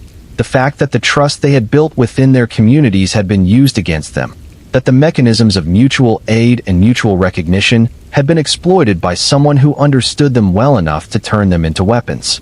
This memory was not comfortable. It was the kind of memory that produces a certain lasting wariness, a certain calibration of the degree to which surface markers of belonging should be trusted, a certain additional attention paid to the person who presents themselves as too perfectly suited to the community, too smoothly at home in all its registers. This wariness is not a bad thing in its moderate form. The appropriate calibration of trust, the recognition that belonging to the same community as someone else does not automatically make them trustworthy, is a practical wisdom. It is the wisdom that distinguishes healthy skepticism from paranoia. The recognition that most people encountered in most contexts are honest and well-intentioned, while maintaining enough alertness to recognize when something is not quite right. The Hawk case contributed to this calibration in the German immigrant communities of the early 20th century. Not through explicit lessons taught in schools or churches, though some of that probably happened, but through the more organic process of communal memory, through the stories told among people who had been close enough to the events to know them specifically, through the cautionary tales that got passed down in family circles about the danger of responding to matrimonial advertisements from strangers, about the importance of knowing someone's real background before handing over your savings, about the wisdom of listening to Bertha. Listening to Bertha, that particular lesson. The lesson that says when someone close to you has a strong intuition that something is wrong, when someone who loves you and has known you well and has no particular reason to be suspicious is nonetheless suspicious, that intuition deserves to be taken seriously rather than managed away. This is a lesson that Bertha Sohn's courage encoded into the communal memory of the case, and it is a lesson that retains its practical value at whatever remove from the original events. Now let us talk about something that the newspapers of the era discussed in the immediate aftermath of the Hawk case, and that occasional writers on women's history and crime history have returned to in the centuries since. And that is the specific question of what made the women of German immigrant communities in particular, and immigrant women in general, particularly vulnerable to the kind of scheme Hawk was running. We have touched on the economic dimension, the financial precariousness of widowhood, the limited options available to women who needed to establish a secure domestic life. We have touched on the social dimension, the trust networks within immigrant communities that Hawk exploited. But there is a third dimension that deserves attention, which is the dimension of social isolation from institutional protection. Many of the women who encountered Hawk were navigating American legal and institutional systems in a language that was not their first, through channels they did not fully understand, without the kind of access to professional advisors that might have provided some protective layer. They were, in the specific sense that matters here, outside the loops of the formal protective systems, not because they were undeserving of protection, but because those systems had not been designed with them specifically in mind, and because the barriers of language and culture and unfamiliarity made those systems less accessible. When you cannot easily consult a lawyer about a man's claims about his property, because you do not have ready access to a lawyer who speaks your language. When you cannot easily look up public records about a man's previous marriages because you do not know which office to go to or what documents to request or whether those documents would even exist in a centralized form. When you cannot easily compare notes with other women in other cities who might have encountered the same man because you have no mechanism for making contact with them. You are navigating with significantly less information than a more socially connected and institutionally embedded person would have. This specific form of vulnerability is not unique to immigrant women. It applies to many populations who exist at some distance from the formal protective systems of a society. People whose language or culture or economic position or social marginalization means that the safety nets that theoretically protect everyone actually protect them less efficiently, less reliably. The safety nets are full of holes, and the holes tend to be largest where certain populations are most likely to fall through. Johan Hawk's victims fell through holes. The arsenic in their bodies, where it was present, was not detected because no one asked for it to be sought. The pattern of his behavior was not flagged because no one was looking across jurisdictions. The false promises he made were not verified because no one had the tools or the motivation to verify them in advance of the harm they caused. These are the holes. And naming them, understanding them with the kind of specificity that this case allows, is part of what makes the case historically significant beyond the drama of the individual story. Now let us talk about what happened to the German immigrant communities of Chicago in the years following the Hawk case. Because life continued. The Abend Post continued to publish. The churches continued to hold services. The mutual aid societies continued to operate. The community did not dissolve under the weight of what Hawk had done within it. It absorbed the experience and continued forward, the way communities always do in the aftermath of the terrible things that happen within or to them. But there were changes. Small ones, largely unheralded. The kind that do not appear in formal records, but that are visible if you look at the texture of community life in the years following a significant breach of trust. The matrimonial advertisement columns became slightly more scrutinized. The community grapevine around suspicious men became slightly more active. The informal networks of women who shared information about people who were not what they seemed became slightly more deliberate and slightly more organized. These informal protective networks, the ones that operate through conversation and shared knowledge and the quiet passing of warnings between women who trust each other, have always been one of the primary mechanisms through which women have protected each other from predators who operated below the threshold of official notice. They are not perfect. They do not catch everyone. But they are real, and they have been real across centuries and cultures, and in communities where they operate well, they provide a layer of protection that formal systems often cannot. Bertha Sohn's act of speaking up was, in a sense, the formal expression of exactly this informal network. She was the conduit through which the accumulated unease and suspicion of people who had been watching Johan Hawk and not quite trusting what they saw was translated into official action. She was the person who took what the informal network had produced, the sense that something was wrong, and carried it into the formal system where it could become evidence and investigation and eventually justice. This translation, from informal network to formal system, is often the critical step in cases like this. And it requires exactly what Bertha Sohn had in abundance, which is the courage to say something out loud to people with institutional authority, to risk being disbelieved or dismissed or treated as a hysterical woman projecting grief onto an innocent man, and to keep saying it until someone listened.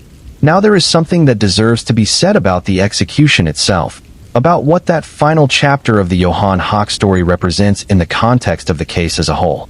The death penalty was, and is one of the most contested aspects of criminal justice, and this is not the space to resolve that contest, which is deeply philosophical and deeply practical, and has not been resolved in more than a century of sustained argument. But it is worth noting what the execution did and did not accomplish in this specific case. What it accomplished: it ensured that Johan Hawk would not find another ab-end post-advertisement, would not find another widow without children, would not carry his fountain pen of arsenic into another boarding house in another city under another alias. It ended the specific threat he represented to the specific population he had targeted. In the most concrete and immediate sense, it protected future women from him. What it did not accomplish: it did not produce the accounting. It did not give investigators or families the list of names and cities and deaths that a full confession might have provided. It did not close the open questions that haunt this case. It did not restore anything to the women who had been damaged or killed.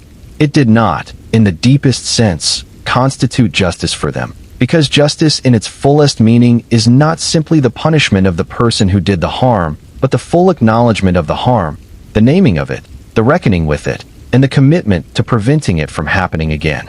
The punishment happened. The acknowledgement was partial. The naming was incomplete.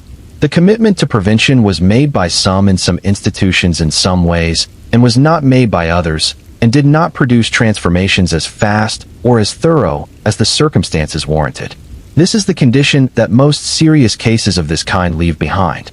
Not the clean closure of punishment successfully administered, but the messy and ongoing reality of partial justice, incomplete knowledge, and the continuing work of making things better even when better is a gradual and uncertain and always incomplete project. The women who were Hawk's victims deserved better than partial justice. They deserved the full accounting. They deserved the named truth of what had happened to them and why and who had done it, and how many others had been done the same way.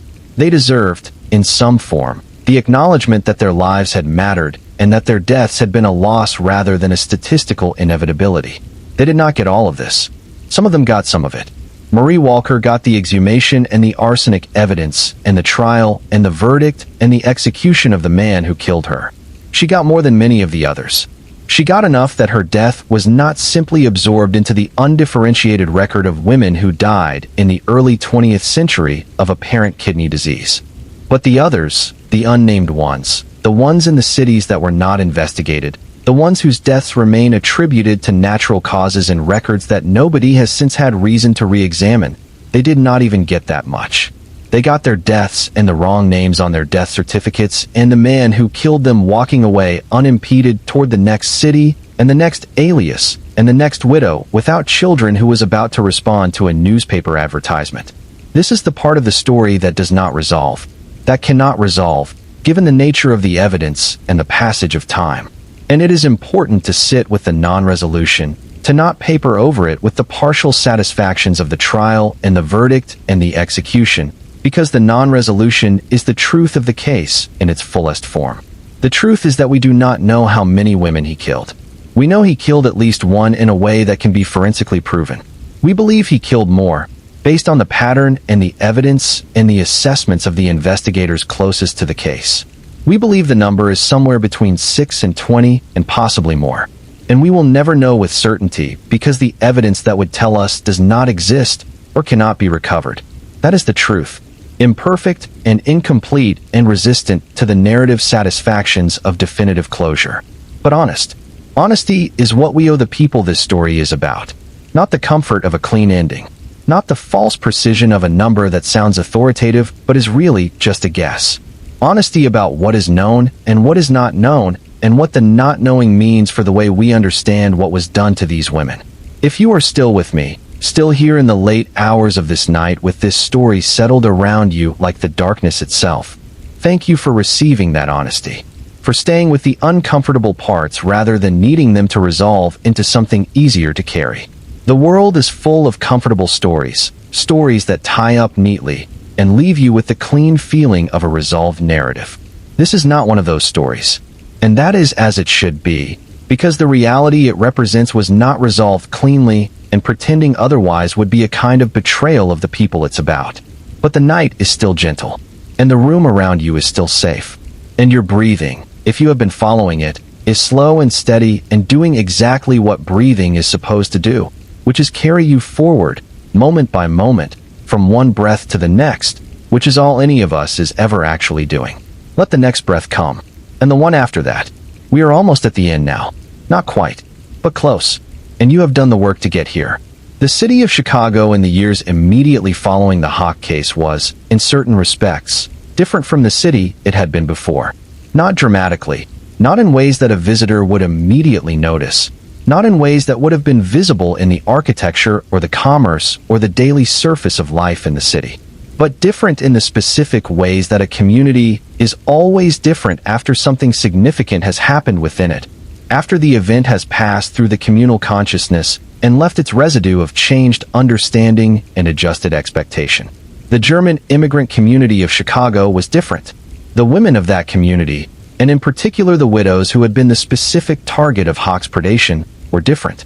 The informal networks of caution and shared information about potentially dangerous men were more explicitly activated than they had been before. The conversations between women at church and in the markets and in the parlors of friends were more attentive to certain kinds of detail. The specific combination of swift romance and financial pressure that had been Hawk's signature approach was now named, now identified, now part of the shared vocabulary of the community's self-protective awareness. This is how communities learn. Through the terrible experience of what happens when the learning has not yet been done, through the grief and the damage and the outrage that follow, through the effort to make sure that what happened is remembered clearly enough and specifically enough to change behavior going forward. It is slow learning. It is costly learning. It is the kind of learning that we wish could happen in advance rather than in the aftermath. But it is real. And we might say something further about this, something about the particular wisdom that communities of women have always carried about the specific threats they face.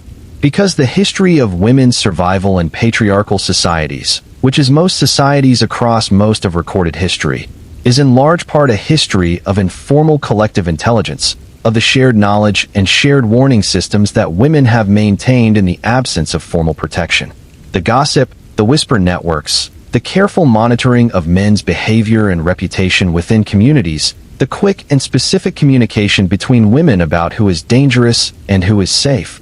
All of these have been, for most of human history, the primary mechanism through which women have protected each other and protected themselves. This informal intelligence does not always work.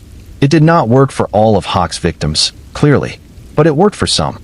The women who heard enough in time, who got the warning before they had given too much of themselves to the man who was the subject of the warning, owed their safety in part to the informal network.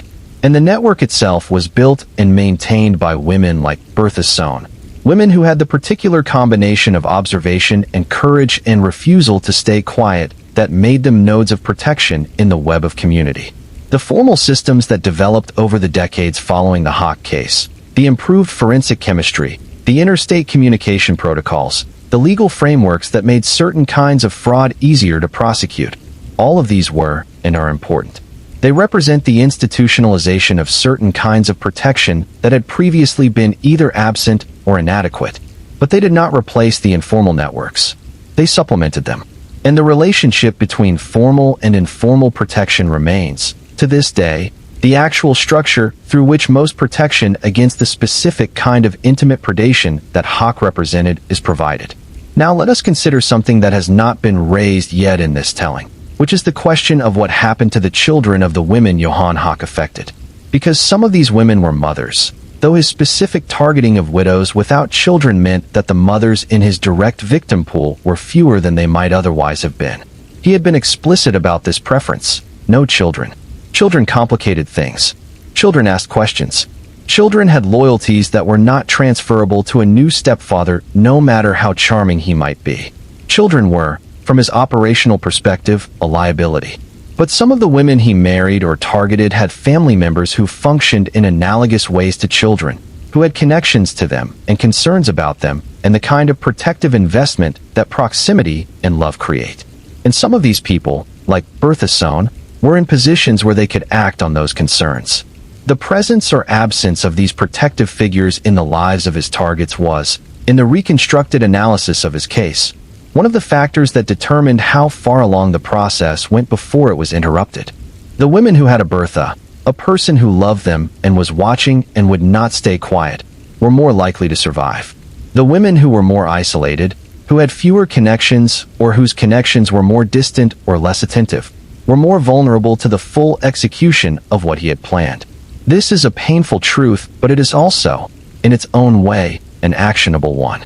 The reduction of isolation, the cultivation of close relationships with people who know you and love you and will notice when something is wrong, is a form of protection that no formal system can fully replicate. This is one of the reasons that this case, told to an audience of older women specifically, carries a particular resonance and a particular message. Because older women, as a demographic, are at various stages of the kind of life changes that can produce isolation, the death of a spouse, the departure of grown children, the retirement that removes the social structure of work, the gradual attenuation of social connections that can happen in later life if it is not actively resisted. And the isolation that can result from these changes is real, and it is significant, and it creates vulnerabilities of the specific kind that Johan Hawk spent his career exploiting. The message of this story, if it has one, is not do not trust, because a life lived in the refusal of trust is not a life that is being fully lived. The message is something more nuanced and more practically useful. It is, build your Berthas. Invest in the relationships that will see you, that will notice when something is wrong, that will have the knowledge of you and the love for you that produces the specific protective attention that Bertha brought to her sister's situation. Those relationships require investment. They require the same energy and care and vulnerability that any meaningful relationship requires. But they are, in the specific context of this story and the threats this story represents, also protection. The city of Chicago in 1906, in the weeks after the execution of Johan Hawk, went on with its ordinary business. The newspapers moved to other stories. The German immigrant community absorbed what had happened and adjusted its collective understanding and moved forward. The specific case closed with the finality that an execution produces whatever one thinks about executions as a matter of principle. But the questions, the open and unanswerable questions about the full extent of what he had done and the full number of women whose lives had been interrupted or ended by his choices, those questions did not close. They remained in the record, in the historical ledger of things that happened, and were not fully accounted for, where they remain to this day. Let us spend a moment now, before we move into the final reflections of this telling, with the question of what it means to be the kind of person who does what Johan Hawk did. Not the psychological mechanics of it, we have been through that in some detail, but the moral reality of it, the specific nature of the choices involved. Because Johan Hawk was not a man who acted without thought. He was not someone who had lost the capacity for rational deliberation, who acted on impulse without awareness of consequences. Everything he did was deliberate. The selection of the targets, the construction of the personas, the specific lies chosen for their specific persuasive utility, the timing of the arsenic, the decision to flee, the readiness to start again in the next city. All of it deliberate, all of it chosen. This means that at some point in his life, early on, before the pattern was fully established, there was a moment when he considered what he was doing and decided to continue. A moment when the question of whether to use other people this way, whether to exploit their trust and their need and their hope for your own gain, was answered in a specific direction. Not in the direction of conscience. Not in the direction of the recognition that the women he was planning to deceive and potentially murder were full human beings whose lives had the same value as his own. But in the other direction, in the direction of deciding that they were resources to be managed rather than people to be in relationship with. We cannot know when this decision was made. We cannot know whether it was made all at once or accumulated gradually through a series of smaller decisions, each one slightly less resistible than the last. But the decision was made. At every point along the way, from the first fraud to the last planned marriage, the decision was made again and again in the direction of treating other people as means rather than ends. This is, in the most fundamental philosophical sense, the core of what is wrong with what he did. Not just the murder, though the murder is obviously and definitively wrong. Not just the fraud, though the fraud is also wrong. But the foundational decision, the repeated choice, to treat other human beings as objects to be used rather than persons to be respected. To see in their need and their hope not a claim on his human responsibility, but an opportunity to be exploited. The great moral traditions of most cultures, the philosophical and religious frameworks that have tried across centuries to articulate what we owe each other, converge on this as the most basic violation. The violation of treating persons as things. The refusal to recognize the intrinsic value of other human lives. This is what Johan Hawk did, systematically and deliberately, and over many years, and it is what made what he did not just a series of crimes, but something that cuts against the most fundamental preconditions of human community. We live together on the assumption that other people are, at the core, trying to behave as the human beings they are. We extend trust, we make ourselves vulnerable, we enter into the intimate territories of love and need and hope, on the assumption that the person we are doing this with is real in the way we are real, that there is something behind their eyes that corresponds to what we experience behind our own. Johan Hawk violated this assumption with full knowledge and complete indifference to its cost.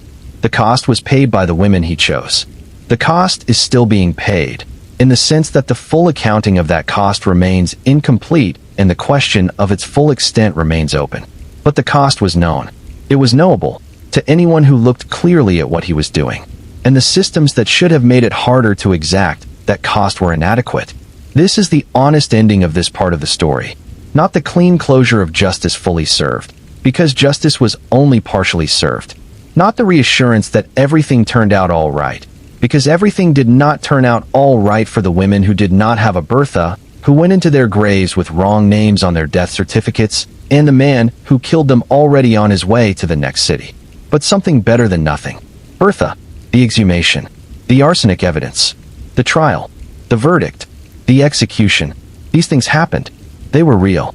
They were, within their limits, the system working as it was capable of working, shaped by the limits of its era, but still producing something recognizable as justice in the most essential sense. The naming of a wrong, the holding of a person accountable, the affirmation that the lives of the women he had killed mattered enough to pursue, to prosecute, to punish. Let that stand, for a moment, in the company of the incompleteness. Let it not be displaced by the incompleteness, because the incompleteness is real, but let it also not be displaced by what was real and was done and did matter. Breathe. Slowly. You have carried a great deal of this story with you tonight. You have been a thoughtful and patient presence with it. Let the breathing carry some of it away now. Not all of it. The things worth remembering should stay. But the heaviness of it, the weight that accumulates when you stay close to difficult truths for a long time, let that lighten a little with each breath. You are still here. The night is still good. And we are almost at the end. If we pull back now from the specific events and the specific people of this case, if we allow the camera, so to speak, to draw wide and show us the larger picture within which the story of Johan Hawk is a single but significant feature, we begin to see something that connects this story from the early 20th century to the much longer history of a particular kind of human vulnerability and a particular kind of human predation. Throughout recorded history, in cultures and eras vastly different from the immigrant communities of early 20th century Chicago, there have been people who understood that the basic human need for connection and security, when it exists in a form of heightened urgency, when it is uncoupled from the ordinary social systems that normally allow people to evaluate the trustworthiness of potential partners, creates an access point for exploitation. This has been true in every era. The specific forms it takes change with the specific social and technological landscape of the time, but the underlying structure does not change. In the medieval period, the remarriage of widows with property was regulated through a combination of church law and community oversight, specifically because the vulnerability of those widows to financial exploitation by unscrupulous suitors was a recognized social problem. The regulation was imperfect and often served the interests of the regulating parties rather than the widows themselves, but it reflected the awareness that the specific combination of grief and need and social pressure that characterized widowhood created predictable vulnerabilities. In the 18th and 19th centuries, as urban growth began to dissolve the close community oversight that had provided some informal protection against this kind of exploitation, the rates of matrimonial fraud increased. The very mobility that made cities exciting and full of opportunity also made them difficult environments in which to verify the claims of strangers, difficult environments in which the informal information networks that served as protective systems in smaller, more stable communities simply did not operate with the same effectiveness. Johan Hawk was a product of this urban mobility and a master of its exploitation. But he was not a unique phenomenon. He was the most extreme and the most documented instance of a pattern of predatory behavior that was, in his era, far more common than the newspapers suggested. The newspapers found him fascinating precisely because his scale was unusual, because the number of his suspected victims was larger and the geographic reach of his operations wider than what normally made it into court. But the basic scheme, the matrimonial advertisement, the swift romance, the financial extraction, the abandonment, or the something worse, was known to investigators and social workers of the era as a persistent feature of urban life. Women's advocacy organizations of the early 20th century, the kinds of organizations that were building the infrastructure of the suffrage movement while also doing practical social work in immigrant and working-class communities, were aware of this problem. They wrote about it. They organized against it. They developed educational materials for immigrant women specifically, materials in multiple languages that tried to communicate the warning signs of matrimonial fraud and the steps that women could take to protect themselves. These efforts were hampered by funding and by the social attitudes of an era that was still deeply ambivalent about the proper scope of women's agency. But they were real. The Hawk case gave these organizations a concrete and high-profile example to point to in their advocacy work. Here, they could say, is what this looks like in its most extreme form. Here are the warning signs. Here is what happened when a woman trusted too quickly without verification. Here is what the consequences can be. The use of specific cases as teaching tools, as illustrations of abstract warnings, is a standard and effective pedagogical approach, and the Hawk case served this function for advocates who were trying to make women safer in a world that was not always disposed to prioritize that goal. Now let us turn to something that this story evokes, but has not yet been named directly. The fairy tale of Bluebeard, the French story from which Hawk's press nickname was derived, is one of the oldest and most persistent cautionary tales in the Western tradition.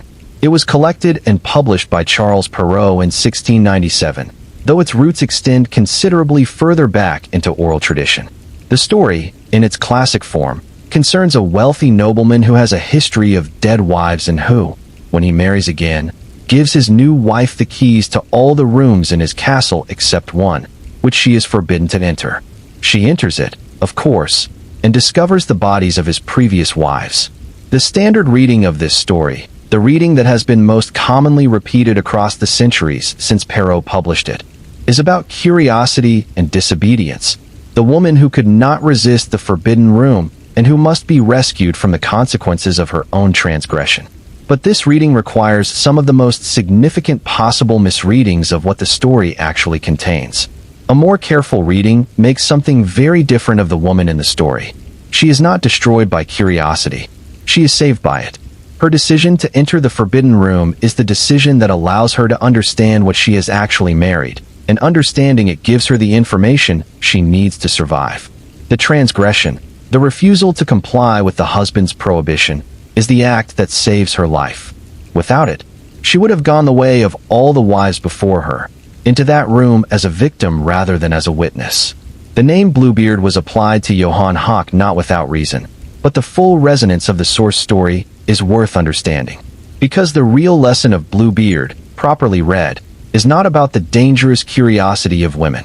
It is about the danger of the man who maintains forbidden rooms, who insists on the right to prohibit inquiry, who relies on compliance and the suppression of doubt as the condition of his power. The man who says do not ask questions. The man who performs warmth and wealth and stability while maintaining a locked room that nobody is supposed to think about. Johan Hawk was a man who maintained forbidden rooms. The rooms contained the truth of his aliases, his previous marriages, his extracted money, his arsenic. And the women who asked questions, who refused to simply accept the presentation, who took seriously the doubt that something might be in the locked room, were the ones who had a chance at survival. Bertha Sohn entered the forbidden room. She asked the question that the doctor and the household and the social norms of the moment were all suggesting she not ask. And what she found there was not a transgression. It was the truth. There is something in this that extends beyond the individual case into the broader question of how we understand feminine curiosity and doubt, and the refusal to accept the surface presentation of things at face value.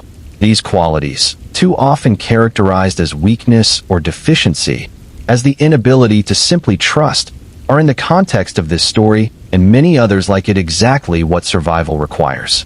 The woman who does not ask questions, who does not follow the doubt when it arises, who accepts the warmth and the promises and the presentation without subjecting them to the test of inquiry, is the woman who is most vulnerable to the specific kind of predation that Johan Hawk represented. This is a hard truth for any culture that romanticizes unconditional trust in intimate relationships, that celebrates the opening of the self to another without reservation as the highest form of love. There is real and genuine beauty in that kind of trust when it is appropriately placed. But appropriately placed is the crucial qualifier.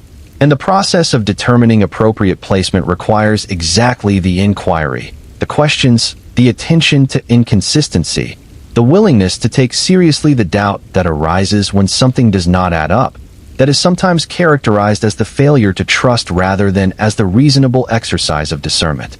These are not easy ideas to hold in balance. The balance between openness and vigilance, between the warmth that makes connection possible and the alertness that makes safety possible, is one of the most difficult calibrations that human beings navigate, and there is no formula that makes it simple.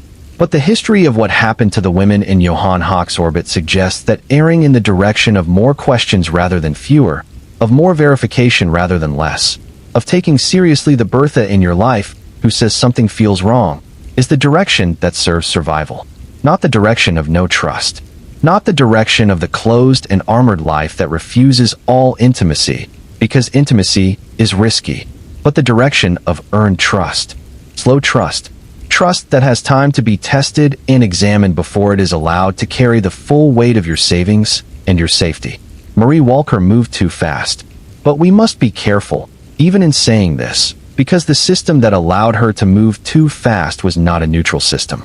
It was a system that had not yet developed the tools to make slower, more verified courtship easy. A system in which the information that would have allowed her to verify Johan Hawk's claims was not readily accessible. A system in which the cultural norms around courtship in immigrant communities of that era pushed toward relatively swift marriage as the practical and socially expected resolution of courtship. She was working within that system with the tools it gave her. And the tools were not adequate to the threat. The tools are better now. Background checks are possible. Public records are more accessible. Interstate communication is instant rather than dependent on physical mail. The specific mechanisms that allowed Hawk to operate across multiple jurisdictions without being connected are largely obsolete in the digital era. His particular scheme would be much harder to execute today, though not impossible, and the digital era has created its own versions of the same underlying structure, its own matrimonial advertisement equivalents, its own ways of presenting a false self to a vulnerable audience in search of connection and security. The underlying structure does not change. Only the technological form it takes, which is why the story of Johan Hawk, a century and more after the events it describes, retains its relevance. Not as historical curiosity, but as a lens through which to see something persistent about human vulnerability and human predation and the systems we build, or fail to build, to protect people from both. If you are still awake, if the night has stayed with you through all of this and you are still here in the gentle dark, I want you to know that you have spent your time on something real tonight. The people in this story were real. The things that happened to them were real. The systems that failed them were real. And the love that saved some of them, Bertha's love, was as real as anything in the story. Let that be the weight you carry into sleep, if you are ready now to let sleep come. Not the weight of the arsenic and the aliases and the cold calculation of a man who counted women as resources. That weight has been acknowledged and does not need to be carried by you. But the weight of Bertha's love, which was not heavy but was solid, which was not dramatic but was absolutely and unequivocally real, that is worth carrying. The night is very deep now, deeper than when we began. The world outside has quieted to whatever its quietest register is at this hour, and inside the room where you are there is warmth and the softness of your bed, and the slow and steady rhythm of your own breathing, which has been there all along, doing its faithful and uncelebrated work. Let your eyes close if they want to close. Let the thinking slow. The story has done what it set out to do, which is to carry you through the real and difficult and important things it had to say, slowly enough and carefully enough that you have had time to receive them without being overwhelmed by them. You have been a good and patient witness. Rest. We have a little more, but not much.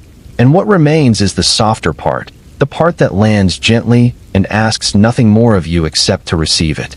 There are places in Chicago today that carry no visible marker of what happened in them in the winter of 1904 and the spring of 1905.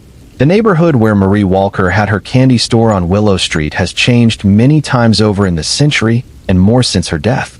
The buildings are different. The people are different. The community is different. The specific texture of the German immigrant neighborhood that surrounded her life is gone, absorbed into the broader flow of the city's continuing evolution. But the street is still there. The street still exists. And if you were to walk down it on a winter evening, when the sky over Chicago sits low and gray the way it did in December of 1904, when the air has that specific quality of cold that comes in off the lake and settles into the low places of the city, you might feel, without knowing why exactly, some faint resonance of what happened there. Not a ghost story, not anything supernatural. Just the ordinary way that places carry the weight of their histories, even when those histories are invisible, even when the physical evidence of them has been entirely replaced by the new construction of later decades. Marie Walker lived there. She ran a candy store and knew her customers by name, and kept her shop clean, and had her sister nearby, and hoped, carefully, and with the particular modesty of a practical woman who knew the difference between what she needed and what she could realistically expect, for a life that was a little less alone. She deserved that life. It was not an extravagant hope. It was a modest and entirely reasonable one. She deserved someone real to come home to. She deserved evenings that felt inhabited rather than empty. She deserved a new chapter that was actually a new chapter rather than the final one. She got something else. And the something else ended on January 12th, 1905, in a room where her body was burning with what the doctor had misnamed, while the man who had misnamed it for her, in the most fundamental sense, sat somewhere in that same house with a composed face and a practical mind already turning toward what came next. But she also got Bertha. And Bertha got her justice. Not perfect justice, not the full accounting, but the naming, the recognition, the arsenic evidence, and the trial, and the verdict, and the execution, the affirmation that her life had mattered enough to pursue. That is something. It is not enough, but it is something. When we tell stories like this one, when we sit with the history of terrible things that happened to real people and try to tell those things honestly and carefully and with the proper weight, we are doing something that has always been part of how human communities process the difficult realities of their shared history. The telling serves the memory. The memory serves the people who are remembered. And the people who are remembered, their lives and their deaths and the specific circumstances of both, serve the living by contributing to the collective understanding that makes those living somewhat safer, somewhat wiser, somewhat better equipped to recognize the warning signs when the warning signs appear. This is an imperfect process. It is slow, and it is partial, and it is always at risk of being distorted by the framing of the teller. The story can be told in a way that makes it about the monster rather than the people he destroyed.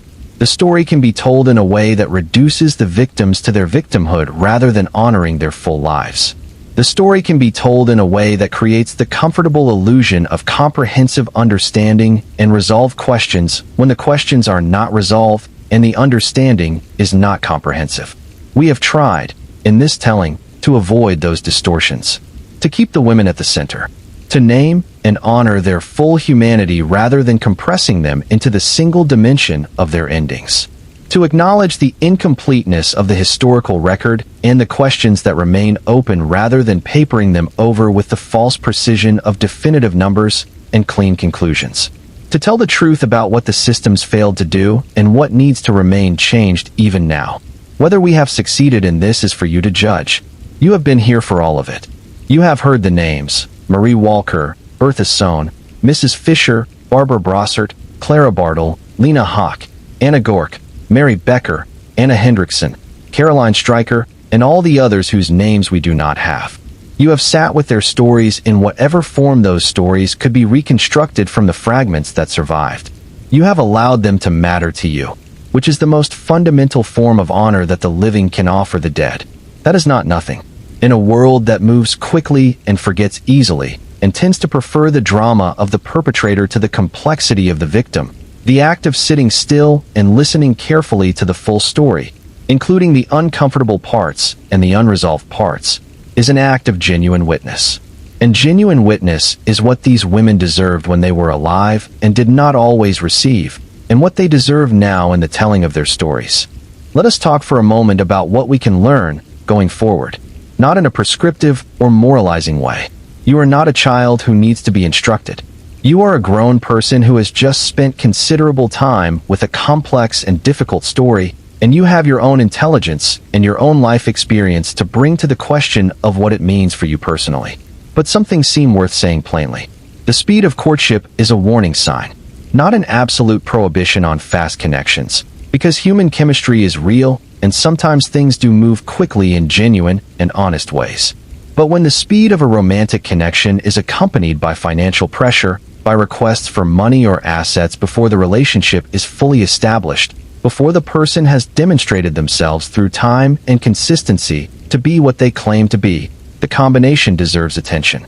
It deserves the kind of slow and careful attention that can be difficult to bring to bear when you are in the middle of something that feels warm and hopeful and real. The absence of verifiable history is a warning sign. Johan Hawk relied on the difficulty of verifying his claims, on the fact that checking the story about the $8,000 and the cottage at Union Avenue and the wealthy father in Germany was practically difficult in 1905. The verification of such claims is considerably less difficult now. The tools exist. Using them is not an expression of distrust. It is an expression of the kind of reasonable care that protects the trust you want to extend from being misplaced. The Bertha in your life is a resource. When someone who knows you and loves you and has no particular reason to be suspicious is nonetheless suspicious, that is not nothing. It is not necessarily correct, because Berthas are also human and human intuitions are fallible. But it deserves to be heard and considered rather than dismissed as jealousy or overprotectiveness or the inability to let you be happy. The people who know you well enough to notice when something feels wrong are a form of protection. Let them be that. And the longer dimension of this, The cultivation of the relationships that produce Berthas in your life. The investment in closeness and honesty and mutual knowledge with people who care about your well-being is not just a nice thing to do. It is, in the specific context of this story and the threats this story represents, a survival strategy.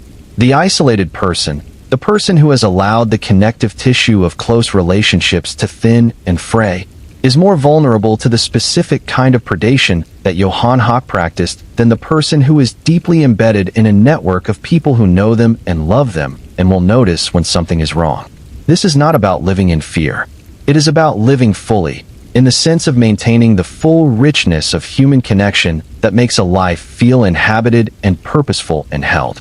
The same connections that make life good also make life safer. They are not two separate things. Now let us have a final moment with the story of how this case has lived in history. Because the history of the Johan Hawk case is not just the events of 1904 and 1905 and 1906. It is also the history of how the case has been told and retold, of how it has appeared in the literature of crime history, in the academic literature of forensic science and criminal psychology, in the popular literature of true crime that has flourished in various forms across the past century. The case appears in early 20th century compilations of notable American murder cases, where it was used as an example of the new forensic chemistry's capacity to solve crimes that would previously have gone unpunished. It appears in the professional literature of forensic toxicology as a case study in the detection of arsenic poisoning. It appears in the histories of Chicago crime that proliferated in the decades following the trial, in books that covered the city's most dramatic criminal moments with the affectionate gusto of a city that was never ashamed of its own history. It appears, somewhat unexpectedly, in feminist scholarship of the late 20th century, where it was examined as a case study in the structural vulnerabilities of immigrant women, in the specific intersection of gender and immigrant status and economic precariousness that created the conditions Hawk exploited. This scholarship brought a dimension of analysis to the case that the original newspaper coverage had largely missed, the dimension that asks not just what the criminal did, but what systemic conditions made the doing possible. And it appears in the developing literature of predatory behavior and intimate partner violence that has grown substantially in the past few decades, as researchers and practitioners have worked to understand and document the patterns of behavior that characterize intimate predation, the better to recognize and interrupt those patterns before they reach their most extreme expressions. In each of these contexts, the case serves slightly different purposes and generates slightly different insights. But in all of them, the core of what the case is about remains the same. Women who were real and specific and worthy of protection were targeted and harmed, and in some cases killed by a man who understood their specific vulnerability and exploited it systematically and without conscience. And the systems that were supposed to protect them were not adequate to the threat. These things are true. They were true in 1905, and they are, in their updated forms, still true now. The specific vulnerabilities have changed. The specific mechanisms of predation have changed. The specific tools available to potential victims have improved considerably. But the underlying structure of intimate predation, the exploitation of trust and need and hope by someone who understands those things but does not share them, persists.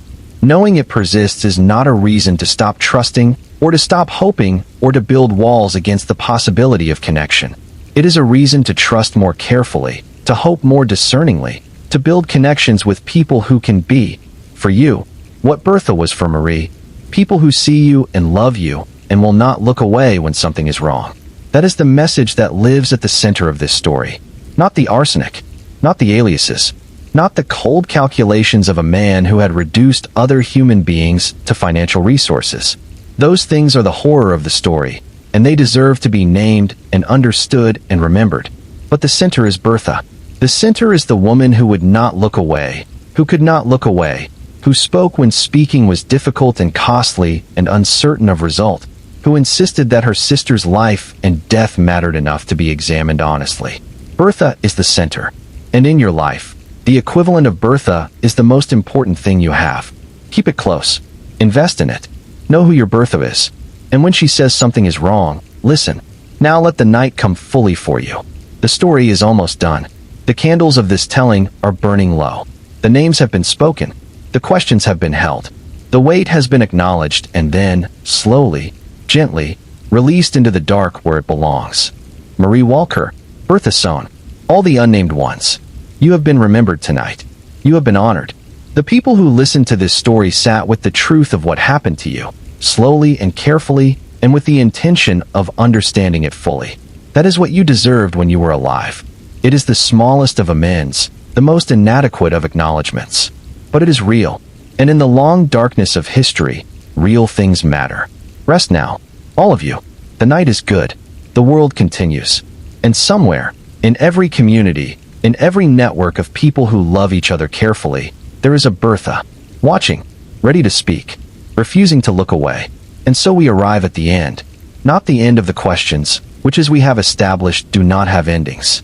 Not the end of the uncertainty about the full scope of what Johan Hawk did, which also does not resolve. But the end of this particular telling. This particular sitting together in the dark with a story that required your patience and your attention and your willingness to stay with difficult things rather than moving past them too quickly. You have been here for all of it, and that means something. Let us do what this kind of telling always does at the end, which is draw back slowly from the specific details and the specific people and the specific events, the way you draw back from a painting to see it whole rather than in its individual strokes. Let us look at the full picture for a moment before we set it down. Johan Hawk walked through the world for 45 years. For approximately the last 15 of those years, he walked through it as a predator with a system, moving between cities and aliases and communities, targeting women who had survived difficult things and were trying to build their lives forward from whatever loss had brought them to the place where they were.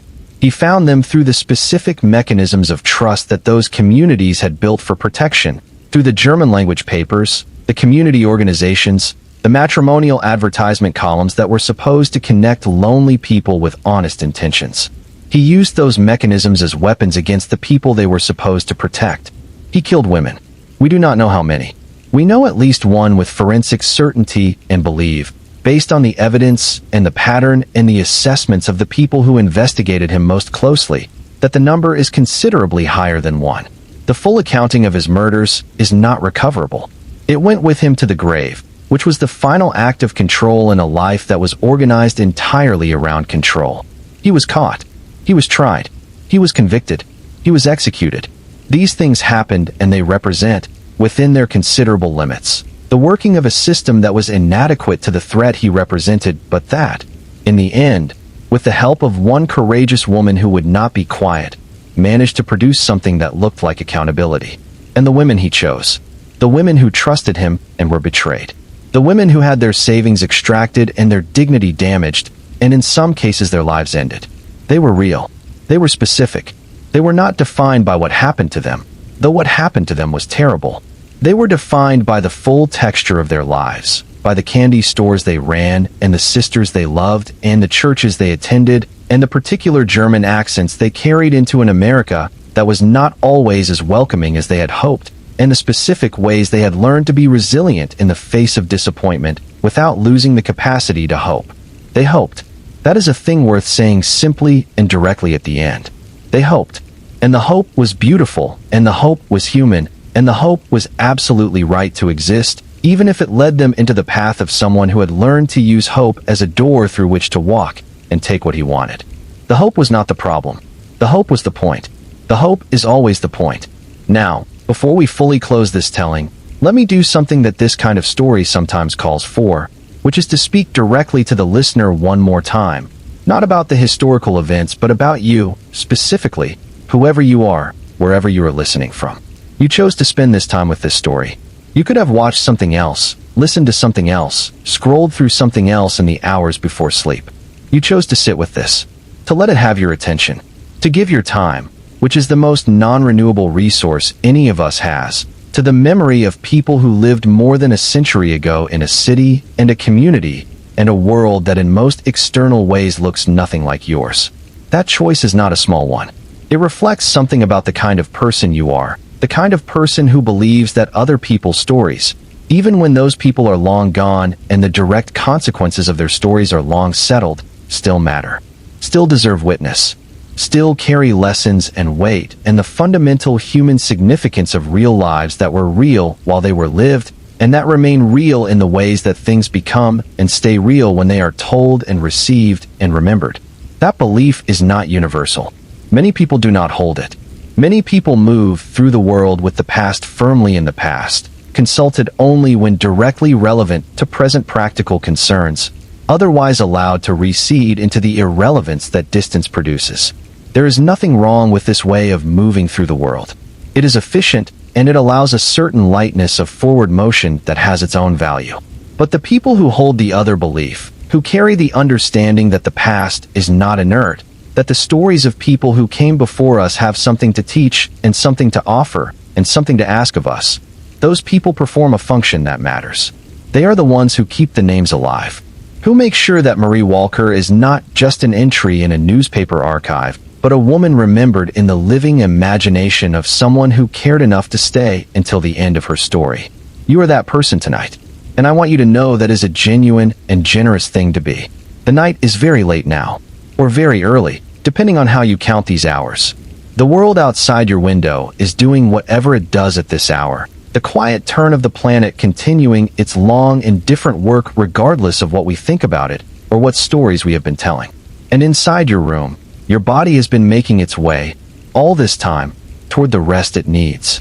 Your muscles have been softening into wherever you are resting. Your breathing has been slowing. The day has been releasing its grip on you, hour by hour, as the night has deepened around this story. Let the rest come fully now. You have done the work. You have been the witness. You have held the names and the questions and the incompleteness and the partial justice and the Bertha and the hope with the care and patience they deserved. And now your body is asking you to let it go, to let the mind quiet and the conscious tracking of everything release and give way to the different kind of knowing that happens when we sleep. Let it go, slowly, the way everything eventually lets go in the dark, the way the last tension in the shoulders releases when the day is finally, truly over, the way the jaw unclenches, the way the hands open. You are held by whatever is holding you tonight, the mattress beneath you, the blanket above you, the walls of the room around you, the quiet dark that is doing what quiet dark always does, which is wait without judgment for you to be ready to rest. You are ready. Before I let you go fully, let me say one last thing. If this story has stirred something in you, if it has landed somewhere that feels important and you want to carry some part of it forward, the most meaningful thing you can carry is the name Bertha Sohn.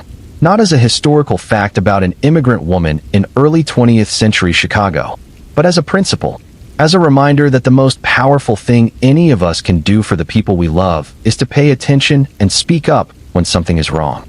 To be the person who says look again when the people around you are inclined to accept the comfortable explanation.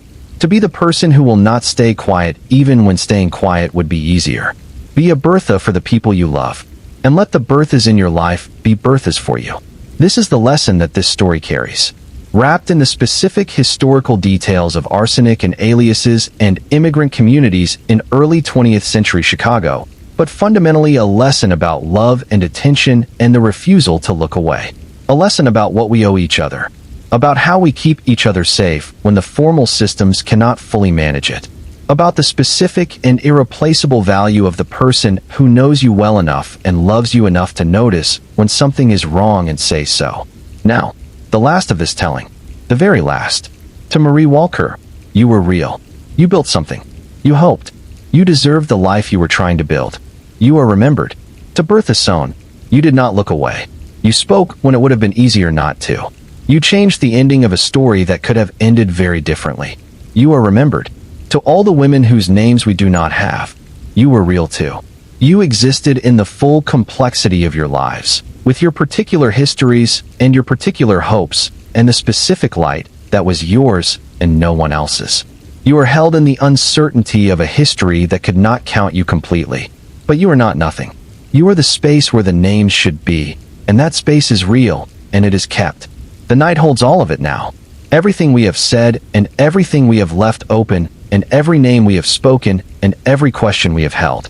The night holds it with the same patience it holds everything, which is without judgment, and without hurry, and without the requirement that any of it be resolved before it is set down. You can set it down now. Breathe in, softly, the last breath of this telling entering you with everything it carries. Hold it for just a moment, a brief and gentle moment, and then let it go, out into the dark where it belongs, where the story belongs, where the names go when the telling is done. You did something good tonight, something quiet and unglamorous and easy to undervalue. You listened, you stayed, you let real people who are no longer here have the space of your attention for a little while, which is the most fundamental form of honoring there is. Thank you for being here. Thank you for watching. Thank you for listening all the way to the end of this story, which means you have heard all the names, which means none of them were spoken into a room where no one was listening. That matters. If you are still awake right now, if your eyes are still open and your mind is still turning, I want you to do something for me. Leave a comment. It can be anything. Tell me where you are and what time it is. Tell me what part of this story stayed with you. Tell me the name of your Bertha, if you have one, or if you want to be one. The comments section is the place where the people who stayed until the end find each other. And there is something warm and specific about knowing that someone else was here, at this same hour, with this same story, in their own version of the dark. And if you are not yet subscribed to this channel, and if this kind of storytelling is something that feels worth coming back to, I would be grateful if you would subscribe. This channel is built for the people who want to sit with real stories in the gentle dark, told slowly and with care, the way stories used to be told around fires before the world got so fast and so bright. Every subscriber is another person who believes in that kind of telling, and the community of people who believe in it is something worth building. Like the video if it served you tonight. That simple gesture helps more people find their way here, to this slow and careful place, when they are looking for exactly this. And to whoever is listening in the United States, in the United Kingdom, in Australia and Canada, and every other place where people are tucking in and turning out the lights and letting the night come, good night. Truly and warmly, good night. To the women whose story we have been telling, Marie, Bertha, all the others, good night. You are remembered. You are honored. You can rest. And to you, yes you, the one who stayed all the way to the end, who carried this story with patience and kindness and the willingness to sit with what was difficult. To you, good night. The most genuine and the most heartfelt good night I have to give. Let the night be good to you. Let sleep come soft and warm. Let the breathing slow to whatever its slowest and most restful rhythm is. And let that rhythm carry you forward into the hours before morning, which is what it was made to do. You are safe. The door is locked. The world outside is continuing its ordinary turning. And in this room, in this quiet, in this particular and temporary privacy of the night, you are entirely, completely, wonderfully at rest. Good night, my friends. Good night.